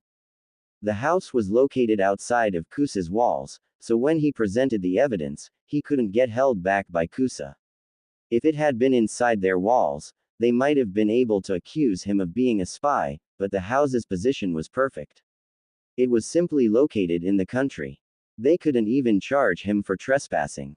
Shaking his head, he reached into his shuriken pouch and grabbed a camera that he had brought along. He momentarily wondered about how it wasn't scratched at all by his shuriken, but quickly shook his head again to clear his mind from these odd distractions. He quietly started to take pictures of the house and its surroundings. The house's structure, lack of insulation, the cracked and broken windows, the lack of light and water coming from the village, and to connect it all to Kusa, he took pictures of all the hidden ANBU that he could, and even managed to get a picture of one facing toward his direction, next to the house. Thanks to that, it was possible to see the emblem of Kusa's shinobi scratched onto the top of his mask, as well as them being placed around the house of question. He now basically had everything he needed except for a few things. He had detailed pictures of a bunch of the things wrong with the place that they lived at, and also an overall picture to link it to Kusa. Now all he needed was to wait for the more extreme kind of abuse, which could take a while. Naruto gave a yawn a few hours after. He had been sitting still on the branch for quite a while, and the ANBU from Kusa hadn't moved either. He was about to close his eyes for a nap when he heard the sound of a loud creaking door and looked down at the house. Taking his camera up to his face again, he waited for the person to step outside the door so he could get a picture. But as his eyes spotted the person's features and face, he almost dropped the camera. His body was shaking, his lips quivering as his eyes found it hard to focus on anything else but her.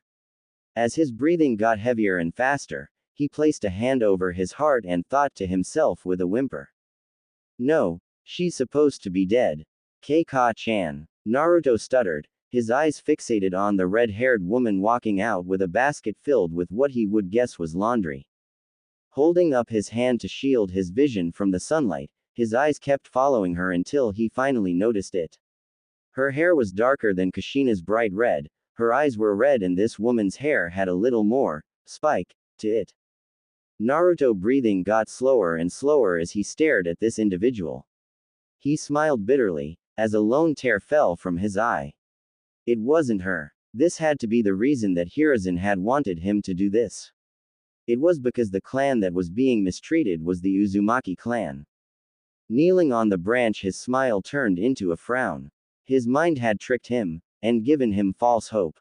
He had almost believed that Kushina wasn't dead, and standing right in front of him.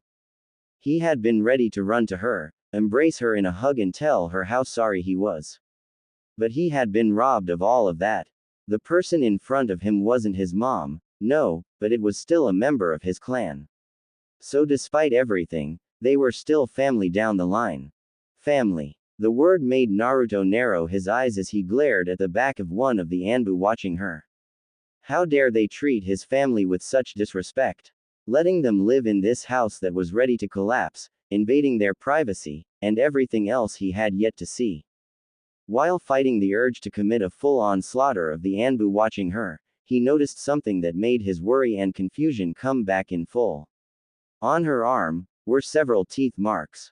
It covered her entire arm, all the way from the end of her short-sleeved shirt, and down to the start of her wrist. Some of the markings were even overlapping. Grabbing his camera again, he took a picture of it and was about to place it back in his shuriken pouch, when he looked at the clothes she was wearing. Well, if you could call what she was wearing clothes. The things she wore, Naruto would call white and red rags. Taking another picture of that, Naruto heard the door creak again. Raising a brow, he looked at the door and realized he had momentarily forgotten one important thing. It was a mom and a daughter that he was supposed to watch. So as the door opened, Naruto watched with great curiosity as a small child, no older than Sasuke, stepping outside of the house. He smiled a bit, because of the huge smile she wore as she ran up to her mom. He chuckled a bit at the sight. Her mother was trying to do laundry in the basket that she had pulled up from the well, but the child was running around and distracting her. So, she was an energy bomb, a typical Uzumaki. Taking a picture of the duo, Naruto finally stuffed the camera back into his pouch and decided just to watch for a while. He needed to keep his distance, for now, no matter how much he wanted to go down and greet them, but with the ANBU watching, he couldn't take the chance. He sighed a bit, he also wanted to just go down there and take them with him to the leaf. But he didn't have enough evidence yet. What he had gathered was just evidence of being poor, not the evidence on the abusive treatment he needed. The only thing suspicious was the ANBU watching. What made them so special, aside from being Uzumaki, that required an entire squad of ANBU there? He would have to find out. But they couldn't be there forever, there had to be an opening when they were being replaced by another squad. Maybe by then, he could go down there and greet them. He grunted at that, it might not be the best idea to do. He could also just place some supplies on their doorstep, knock the door, and then shunshin away. With how starved they looked, it couldn't hurt. So he made his decision, and sat back against the trunk of the tree but kept his eyes glued onto the duo while keeping his guard up. It wouldn't be so good if the ANBU managed to spot him and get to him. Would it? As midnight came around, Naruto opened his eyes with clear irritation. Pained screams from wounded soldiers had kept him awake the entire night. He had finally fallen asleep around a few hours ago, and now in the middle of the night, he was once again awake because some weak plastic soldier was too much of a wimp. If that sissy doesn't shut the hell up soon, I'm going to blow up the hospital, Naruto muttered to himself with a twitching eyebrow. Yawning a bit, as he felt nature calling, Naruto swung himself off the branch he had been napping on and landed on the ground without a sound. Alright, I'll just leave for 2 minutes, and have a clone watch them in my place and then, what's that? Naruto thought to himself as he saw 3 Junin coming from the village, and toward the Uzumaki's house. What could they be doing here in the middle of the night? Naruto whispered to himself and got ready to capture any potential evidence he needed. The Junin at the front upon reaching the house proceeded to kick the door open. The remaining 2 proceeded to enter the house, and not even 5 minutes later, the same red-haired woman from earlier was pushed out of her own house. What the hell are they doing to her? Naruto growled with narrowed eyes. He wanted to commit a massacre right now, but that wouldn't help anyone. Ka-chan. The cry of a child brought him back to reality, and he shook his head and proceeded to get the remaining evidence he needed. He watched as the small girl he had been observing with her mother earlier ran out of the house with tears in her eyes. The girl didn't manage to get within 10 feet of her mom before she was ruthlessly slapped to the ground. Get back into your house, you little shit. This whore has work to do. One of them snorted. As her mother saw this, she forced herself out of the grip the 2 other Junin had on her, and rushed to her crying kid on the ground, but before she had any time to comfort her, she was grabbed and pulled by the hair, and thrown back to the 2 Junin again. The 2 grabbed her by the hair, and held her in place. You know the deal. Unless you want to see your daughter as the primary womb for your clan, you're going to cooperate with no objection. That was the deal from Ryujin-sama. The one that had slapped her daughter said. Naruto grabbed the hilt of his sword angrily, but grit his teeth and let go with heavy motions. Taking a few deep breaths, before stating to himself, alright, mission first, then I beat the shit out of them. I do need to know how much to make them suffer, after all. It wouldn't do to go too easy on them.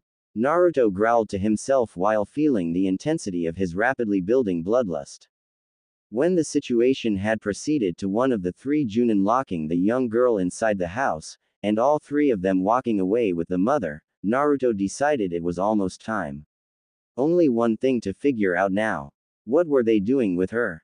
Before doing anything else, he quickly made a clone, giving it the very important task of dispatching the ANBU and looking after the little girl, as he narrowed his eyes towards the Junin who were making their way towards the village proper. One way or another, his mission was ending today. Quickly, he began to follow the small group as they made their way into the village, and towards the annoyingly loud hospital, noting how the mother looked more and more resigned to her fate the closer they got before they finally arrived. Upon arrival, the Junin that was dragging her then proceeded to physically throw her into one of the rooms, where from what he could see, dozens of injured shinobi began to line up.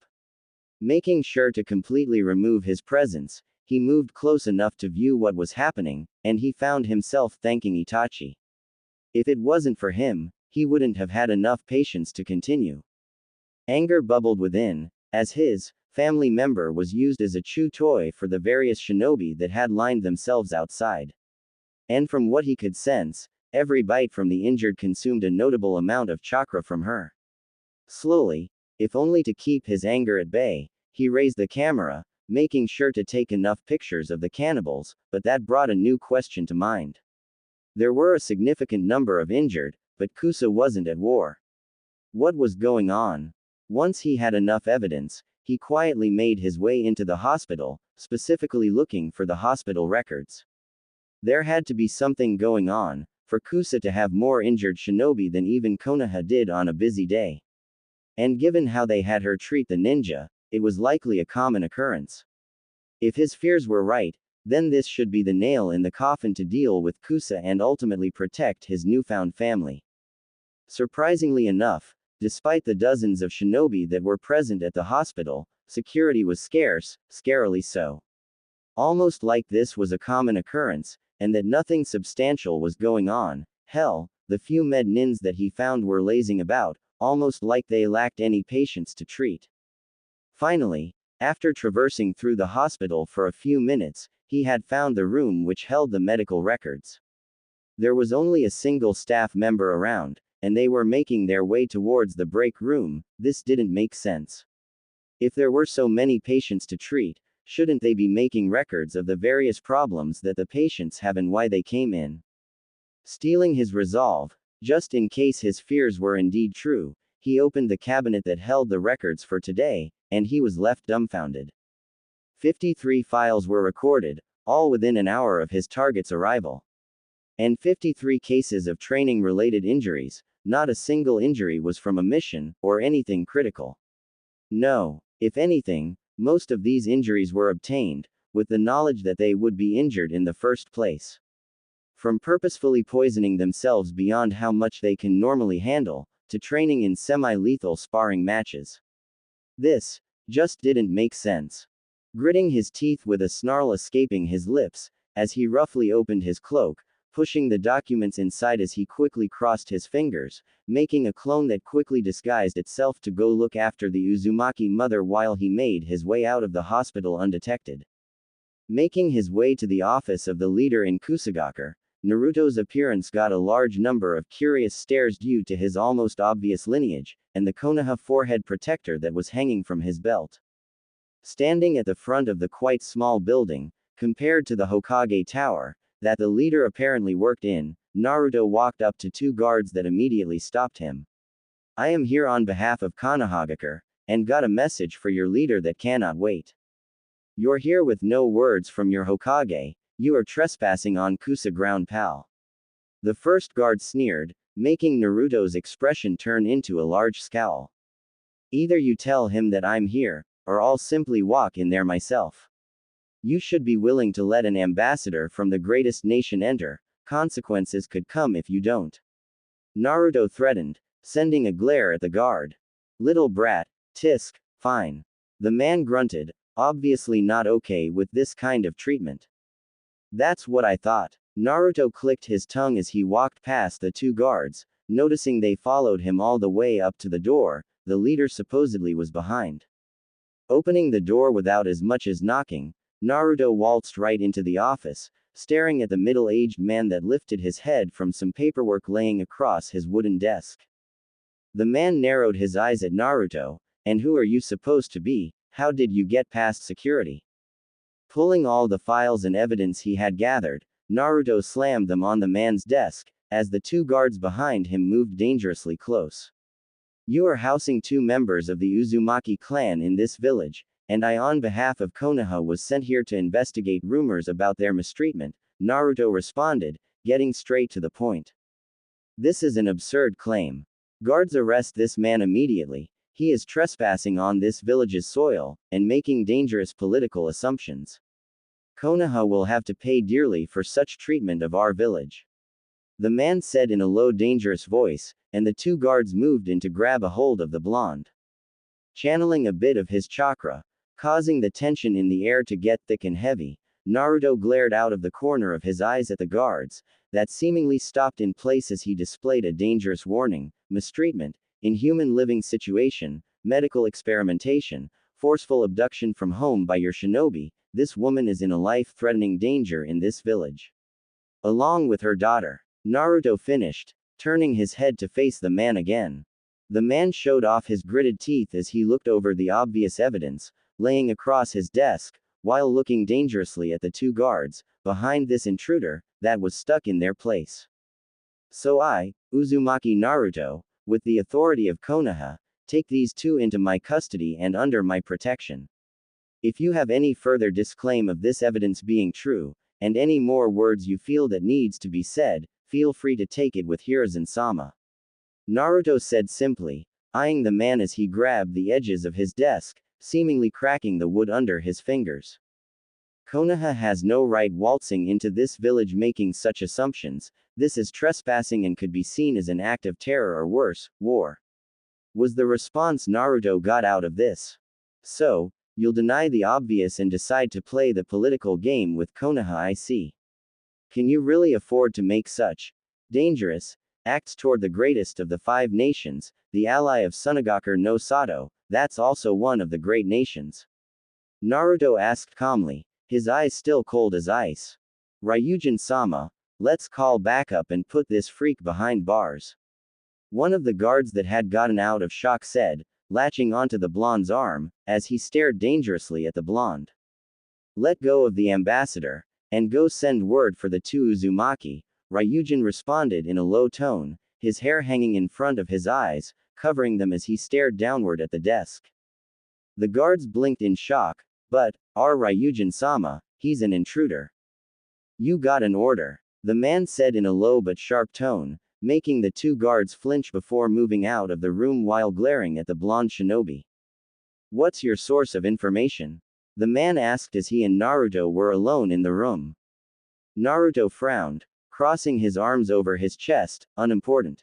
That's a big lie, you cannot waltz into here and make a mere assumption without any credible source of information, Ryujin responded coldly. I have no more words to say in this case, my mouth is sealed by Konoha, any further conversation will be done between you and Hiruzen-sama, Naruto responded simply. Ryujin chuckled, lifting his head to stare into Naruto's eyes. Hey, so just as I suspected, you are just one of Konoha's lapdogs, barking without biting on their command. You should be careful speaking about Konoha like that in my company, your situation will be worse in any political matter now. We house the Yamanaka clan, a clan able to dig these memories out in any matter that may come. Do you think it will suit you well for this to be taken into consideration during the process? Naruto responded easily. You got a lot of nerve. Ryujin sneered, his teeth grit tightly together as his fist clenched with anger, turning his knuckles white. But before anything else could be said, the door behind them opened with low creaking noises. Turning his head around, Naruto's heart clenched painfully in his chest as he watched the tired and exhausted Uzumaki mother with black marks under her eyes walked in slowly, holding her daughter's hand as the small girl hid behind her mother's leg. Our Ryujin-sama, you called for us. The mother stuttered in barely a whisper, fiddling uncomfortably on her feet. Sighing with an annoyed expression, the leader of Kusa snarled out, yes, Akari, you got a visitor. Deciding that is his cue to speak, Naruto turned around with a small smile. Hey there Akari-san, I'm an ambassador from Konohagaku no Sato, a former ally of your fallen country. I'm here to take you into Konoha's custody. But, why, have we done a crime against you? She asked confused, squeezing her daughter's hand as the young girl looked at this blonde man's appearance with curiosity. Chuckling, Naruto crouched down, completely ignoring the leader of Kusa and his two guards that had also returned, as he looked at the girl hiding behind her mother's leg. No, nothing of the sorts. We got knowledge of you being mistreated here, and with you being Uzumaki, we cannot allow that.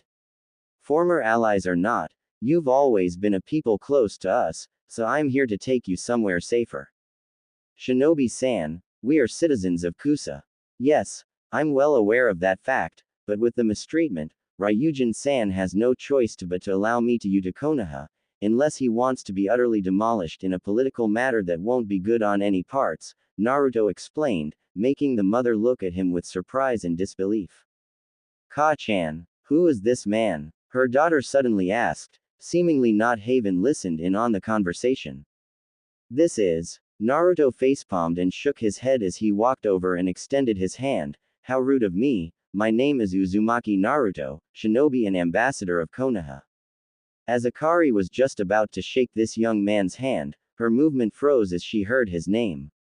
Staring at this blonde boy in disbelief, she opened her mouth. You Uzumaki? Yes, I am. I know the hair color might be confusing and all, but my father was blonde, but my mother was indeed of the Uzumaki clan, Naruto explained kindly, his gaze shifting back to the woman's daughter. And who do we have here? He asked softly, crouching down to extend his hand toward the girl. Looking up at her mother, she asked permission to introduce herself to this man without saying a word, but her gaze was more than enough for Akari to understand. Go ahead, sweetie, Akari encouraged with a smile, her head still filled with utter surprise at realizing they weren't the last of her people. Nodding slowly, the child extending her much smaller hand to the blonde as they shook. Hello mister, I'm Uzumaki Karen. Karen, that's a pretty name, Naruto responded, smiling kind and politely. Blushing a bit out of embarrassment, Karen took her hand back and clutched to her mother's leg. This has gone on long enough. You were here to take these people with you, so if that was all, get out of my sight. Ryujin roared out, slamming his fist onto the table, startling Akari and scaring Karen. You should mind your tone, there is a child in the room, Naruto snarled back, his eyes glowing with danger. I told you to get out. With pleasure. So, if the two of you want to come with me to Konoha, all you got to do is say the words. Naruto said, shifting his gaze, turning back to the Uzumaki duo. Looking at her daughter, Akari noticed that the child was still looking at this blonde boy with great interest before she eventually nodded. Please take care of us, Naruto-san. Very well then, we shall be on our way then. Got anything that you want to take with you back to Konoha? Naruto asked. Nodding her head, Akari scooped her daughter up into her arms. Everything we have here is not of the best quality exactly, but it's all we got and we have no money to buy anything new. I live in a very big house. My father was the Yondaime Hokage after all, so we got space. If you want to come to live with me, I wouldn't mind having my family close after so long of being alone, Naruto responded politely. Widening her eyes with sorrow and hurt, Akari gazed at the young blonde. Alone? Where are your parents? I know the Yondaime Hokage died, but what about your mother? Died along with dear old Tu-san, I'm afraid, but it's okay. Naruto sighed, running a hand through his golden locks. Nodding her head, unable to find anything to say, Akashi smiled softly. If it isn't too much trouble, we'd like to stay there until we can afford our own place. I'll help you as much as I can around the house and pay you as soon as I can. Excellent. You can stay for as long as you want. I got tons of space and I'm usually not home too much anyhow, so you'll have plenty of privacy, but no need for payment. Your family, and this is exactly what family is for. Naruto smiled, walking over toward the door, motioning for the two to follow him. As the united family members left the office, the Uzumaki mother tearing slightly up. In the lands of Kusa, the three Uzumaki calmly traveled toward the border between Kusa and Hai no Kuni. The trip had been filled with small talk. Or it was rather Naruto constantly asking curious questions regarding Uzushio and the Uzumaki culture. Hours were slowly passing by as they made their way out of this hostile country. The journey was slow and so far uneventful. They managed to get close to the border with no surprises. Yet, Akari was more than happy to answer all the things she could. As they were in the middle of a conversation about how the Uzumaki had gotten such knowledge and interest in seals, they were suddenly interrupted by the third Uzumaki, the youngest member of the party. Karen. Feeling a pull at the edge of his cloak, Naruto blinked and leaned forward to curiously stare at the young glasses-wearing girl that looked up at him with such an intense expression on her face. Are you my Aniki now? Naruto blinked a bit before his eyes widened and almost fell over. That word had a lot of meaning, especially to him in his past. It was unexpected that she would call him that, hence his sudden reaction of quietness and flabbergasted shock. Karen. Akari started with her eyes widening dangerously. A small blush on her cheeks from embarrassment due to her child's unpredictability. After somewhat recovering, Naruto shrugged and chuckled much to Akari's confusion. I guess I am, he responded calmly with a small smile, his finger busy scratching his cheek sheepishly as he looked slightly uncomfortable. The entire scene made Akari unable to hide a few giggles slipping loose of her lips as she watched the scene unfold. Look Ka-chan, I got an Aniki too now. Karen yelled with the usual excitement of a child. It was quite amazing really. The kid seemed to adapt to his presence quickly, but Akari on the other hand, despite being polite and friendly, was also obviously wary of him and on guard the entire time they had been walking. Akari shook her head at the child's naivety and selfishness.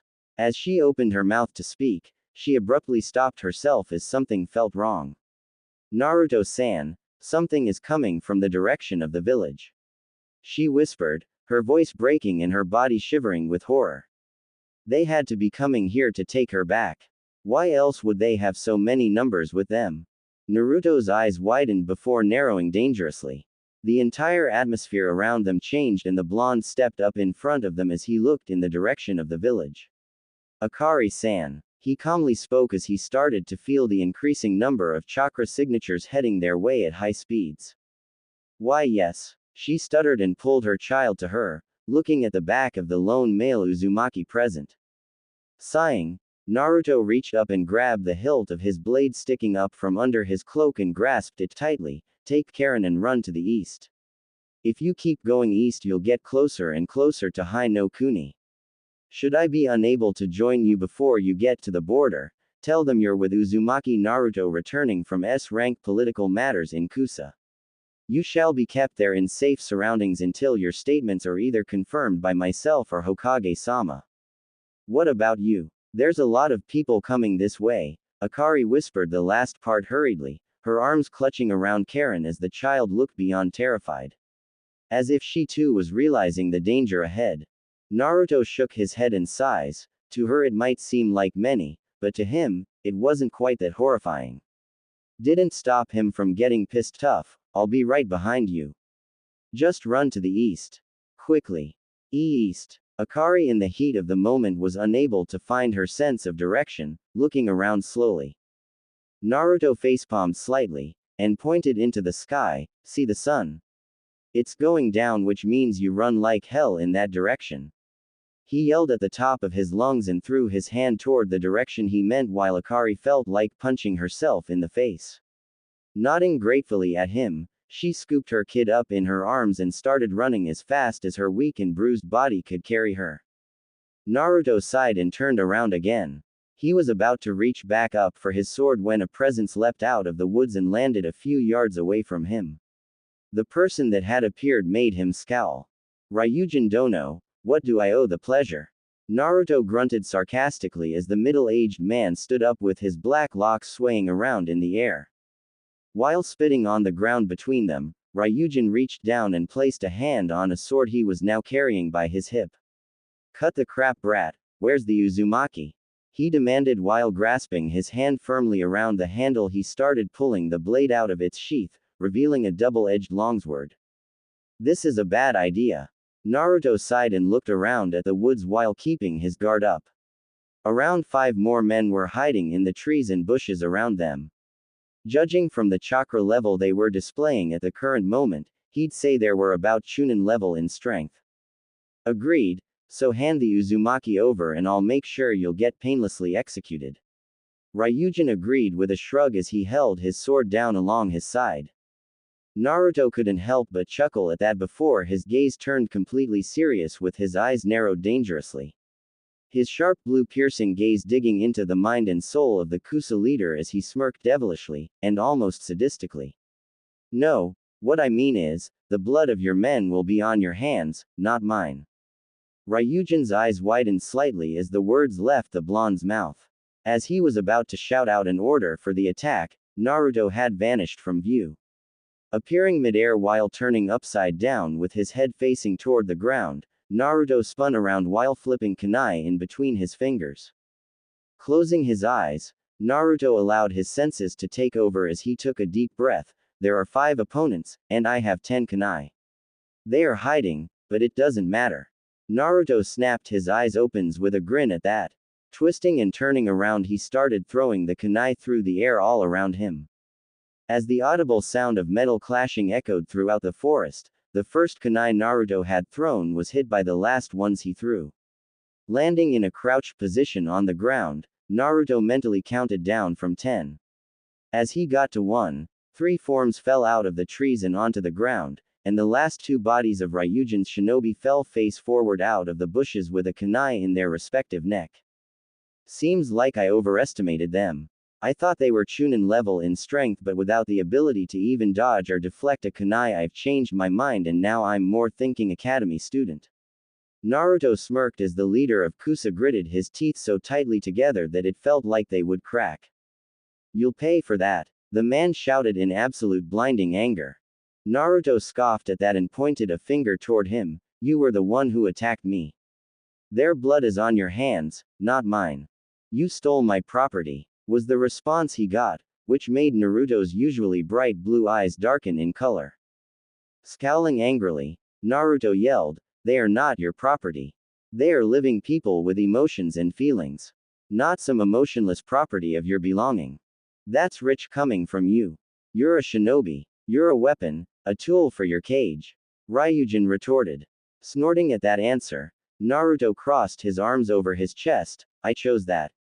I decided I wanted to be a shinobi. I decided I wanted to be of use to my village and nation.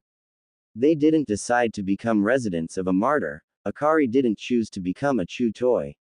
You decided that in exchange for letting her survive. I've had enough of you. The leader of Kusa shook his head as he swirled his blade around in his grasp before charging forward. Rearing his blade back, he sliced toward the blonde that leapt back and pulled his blade out and swirled around in place, clashing his blade into Ryujin's. And you. Naruto hissed before pushing his blade into Ryujin's, creating a small space for him to charge into an offense.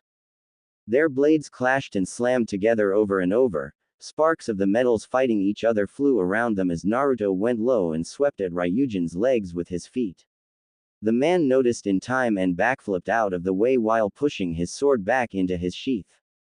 Ryujin landed a few yards back and flipped through hand seals. The blonde was young but quite formidable with a sword.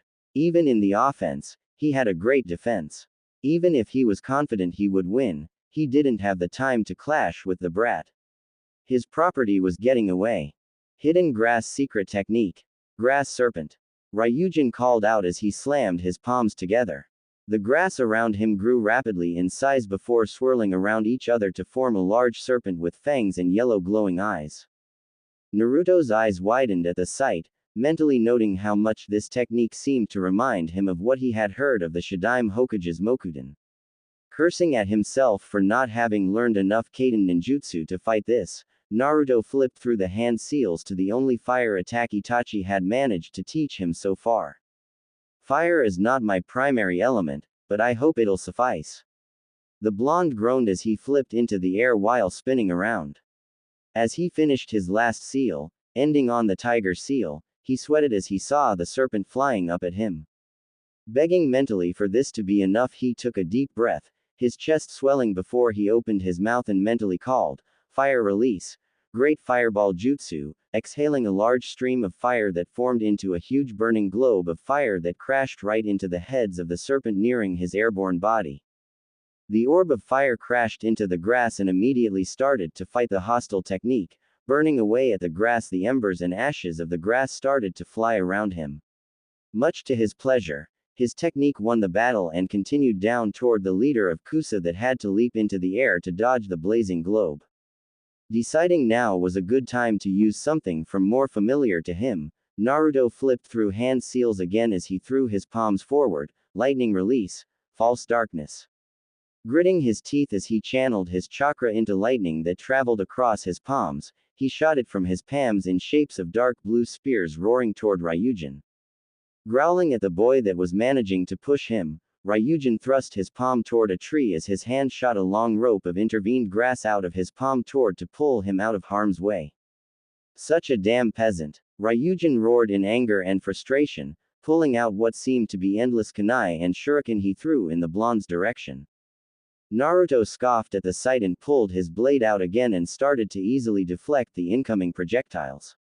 As the last kunai was near him, he calculated its flight route and stabbed the tip of his sword into the hole at the bottom of the handle and swirled around before he hurling the kunai back at the enemy. Ryujin was slightly taken back by the move and felt his shoulders slit open by the kunai grazing through his clothes and skin. Grasping the cut tightly with his palm, his veins throbbed as he growled angrily. Landing on the ground again, Naruto channeled lightning around his body to increase his strength and momentum drastically. Launching himself off the ground, he flew forward and first threw his sword at Ryujin, who desperately grasped his own and dragged it out of the sheath to block the blade with sparks flying around the clashing metals. Having created his intended opening, Naruto flew in close and grabbed the man's wrist to lock the blade in place, kneeing him in the gut and doubling him over. Then, Naruto quickly reared his fist into position to send a devastating uppercut into the man's chin, punching up into the man's face as hard as he could. Using this moment to pull the sword out of the man's grasp, Naruto grabbed his own airborne blade and went for a dual-wielded cut down that Ryujin, despite his disorientation, managed to leap away from with blood leaking out of the corner of his mouth. Deciding enough was enough, Ryujin flipped his hands into a half-ram seal and mentally called out, "Hidden Grass Secret Technique, Poison Cloud Mist." With his cheek swelling, he expelled a dark green mist flying at blinding speeds out of his mouth toward Naruto, whose eyes widened as he brought his arms wielding the two blades to shield his face. Coughing wildly, Naruto leapt as fast as he could backward and out of the smoke cloud, coughing into his sleeve as he felt his vision start to blur, and his muscles starting to go numb. Shit. A cloud of poison mist just as toxic as the purple python's venom. You shouldn't even be standing. But I guess that it wasn't just the two females that were formidable, Uzumaki. Ryujin roared as he seemingly appeared out of nowhere and punched the blonde in the side of his face, sending him crashing into the ground and rolling across the forest floor. I couldn't even see him, Naruto cursed, mentally thanking his lineage and tenant for already fighting the poison before it became too much for him to even stand. Noticing movement to his right, Naruto lifted his palm to block an incoming fist but gaped with salvia flying from his mouth as a kick was planted firmly in his gut. Unable to fly back from the grip on his fist, Naruto lifted his head to growl but was instead punched on top of his head and sent flying face first into the ground. Ryujin took this chance to grab a kunai and thrust down toward the blonde's neck, but the sound of metal getting drawn made Naruto's eyes widen. Flying to his knees, Naruto grabbed the man's wrist and used all the strength he could gather in his poisoned state to kick the side of the man's knee, bringing him down kneeling so he could punch him right in the nose, sending him falling backward with a yelp. You damn brat! Ryujin roared and flew up to punch Naruto's face as hard as he could, sending the blonde's head flying backward with blood dripping from the corner of his mouth. Not stopping there, Ryujin grabbed the blonde's hair and tried to stab him in the throat with the kunai from before. Naruto looked on with widened eyes as he brought up his hand to block it again, but the action was slightly too late. Instead of blocking the wrist, he blocked the blade with his palm. The blade stabbing right through it. Are you the dumbest person alive? Ryujin taunted while Naruto just smirked tiredly while groaning in pain. Lightning release. Grasping his fingers as hard as he could around the kunai in Ryujin's hand, he groggily formed a hand seal with his free hand and started to emit as much lightning he could from his pierced hand, electromagnetic murder. The metal instantly directed it into Ryujin's hand and arm as Naruto held him in place as he proceeded to fry the man's flesh. As he started to feel the effect of the poisons getting weaker and weaker until the point he barely noticed it, he mentally scowled and thanked the Kyuubi for breaking down the poison this fast. Pulling his palm backward to release it from the kunai, Naruto hissed in pain as blood run down his hand and arm from his wrist. Ryujin, who was too busy cradling his arm in pain, didn't get time to notice Naruto swirling up to his feet and kicking him straight in the face, sending him propelling back into a tree. Panting heavily, Naruto waltzed over and grabbed his sword and placed it in its sheath before grabbing the hilt of Ryujin's sword that he had snatched from his grasp earlier. He could still feel the effect of the poisons in his systems, his vision and senses were getting better, but he still had a hard time feeling his legs. Bringing up the sword he had stolen, he panted harshly while starting to slowly walk over toward Ryujin, whose arm was still smoking from the burns that had burnt his sleeve to a crisp along with his skin. Spotting Naruto coming closer, he grabbed a kunai and charged forward, clashing his blade into the sword of the still poisoned Uzumaki, who deflected it with the longsword. Slamming the kunai out of the man's grasp, Naruto kicked him the gut and grabbed his hair before placing the tip of the blade at the man's throat. It's over. Ryujin looked on in horror as he felt the defeat. He had been bested by a brat. A Konoha lapdog. How could it have come to this? He didn't get more time to speculate before he was hit in the neck by the hilt of his own sword, instantly knocking him out cold. Naruto panted heavily and looked at the blade. Chuckling tiredly, he sighed, "Spoils of war." He chuckled and reached down to grasp the sheath Ryujin had been wearing, placing it around his waist to carry the sword by his hip before fishing a roll of bandages out of his shuriken pouch. As he started to wrap his arm up, his sweat dropped a bit. I guess Itachi was right. Going easy on your opponent is a bad thing. I almost lost. Ka-chan, my feet hurt. The young redhead whined softly up at her mom as the two Uzumaki ran side by side over one of the last bridges there were before they'd get to the Konoha outpost, their hands tightly clasped together. Akari panted hard as she reached down to pull her kid up into her weakening grasp again. She hadn't felt the presence of the incoming enemy in a while, but at the same time, she hadn't felt Naruto's either. We're almost there. Akari panted and panted hard as she stopped at the end of the bridge to catch her breath. She couldn't sense any danger, so she put her daughter down again to rest. Her face was getting pale, and her clothes drenched in sweat. Ka-chan, are you okay? Karen asked worriedly as Akari smiled weakly and held onto the railing of the bridge, her vision starting to go slightly blurry. Nodding tiredly, Akari's knees started to shake as she whispered through panting breaths, "Why yes dear, Ka-chan is okay." She barely got to finish before her eyes went dark and she slumped down against the bridge. Ka-chan. Karen screamed horrified and slumped down beside her mom, shaking her limp form wildly with a terrified expression covering her face, tears welling up in the corners of her eyes before running down her cheeks. Naruto, who had been running all he could to catch up with the two, got to the bridge about 10 minutes later. Racing over the bridge as he ran as fast as he could, his legs still feeling wobbly from the poison, he almost fell as he noticed Akari's form collapsed on the bridge with her daughter over her. Crouching down, the blonde panted heavily and got down beside Karen and asked hurriedly with wide eyes, "Karen, what happened?" He almost shouted as the small girl snapped her head up to look up at him as she hugged her mom's arm. Aniki, Ka-chan just fell over. She said she was okay, the girl sobbed as she clung to her. Naruto mentally felt relieved. There hadn't been an attack. Now wasn't a time to rest though. Leaning over her, he quickly placed 2 fingers at her throat and exhaled slowly and relieved that there still was a pulse. Your mother is alive, but this doesn't look like normal fatigue. I'm no medic, but the marks on her arms are having an odd color too. Naruto whispered gently and held the woman's arm in his grasp. The bite marks were changing into a more purple or blue color. Will she be okay? Karen stuttered and looked up at him with teary eyes. Naruto bit his lips slightly and looked a bit guilty. He honestly didn't know. He didn't even dare to move her in this state. He couldn't tell if it was safe to move with her all the way to Konoha. And could Konoha even help with this? It wasn't a normal sick state. It looked like some intense chakra poisoning. Lifting Akari into his arms, Naruto walked with her and Karen in tow under a tree to place her down in the shadows. Pulling his cloak off to reveal his sword sheath that had been covered, he rolled the piece of clothing together to form a makeshift pillow to place under her head.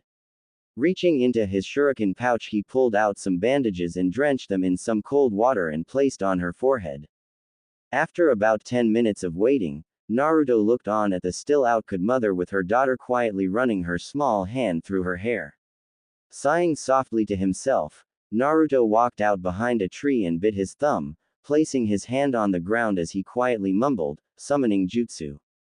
A small cloud of smoke popped into existence, and as it cleared, a small orange toad appeared before him. Yo bro, what's poppin'? Tone it down, Gamakichi, this is not the time for cheerfulness. Naruto sighed, making the small toad raise a brow at him amused. That's oddly dull of you. Naruto shook his head and sighed again while handing the toad a small note. Sorry for being so abrupt this time, but there is a life on the line here. Give this to the Hokage and tell him I'm requesting the location of her. Who is her? Gamakichi asked, confused. Naruto shushed him and waved his hand. Oji-san will know who I'm talking about. Please, just be on your way. Fine, but there better be snacks the next time.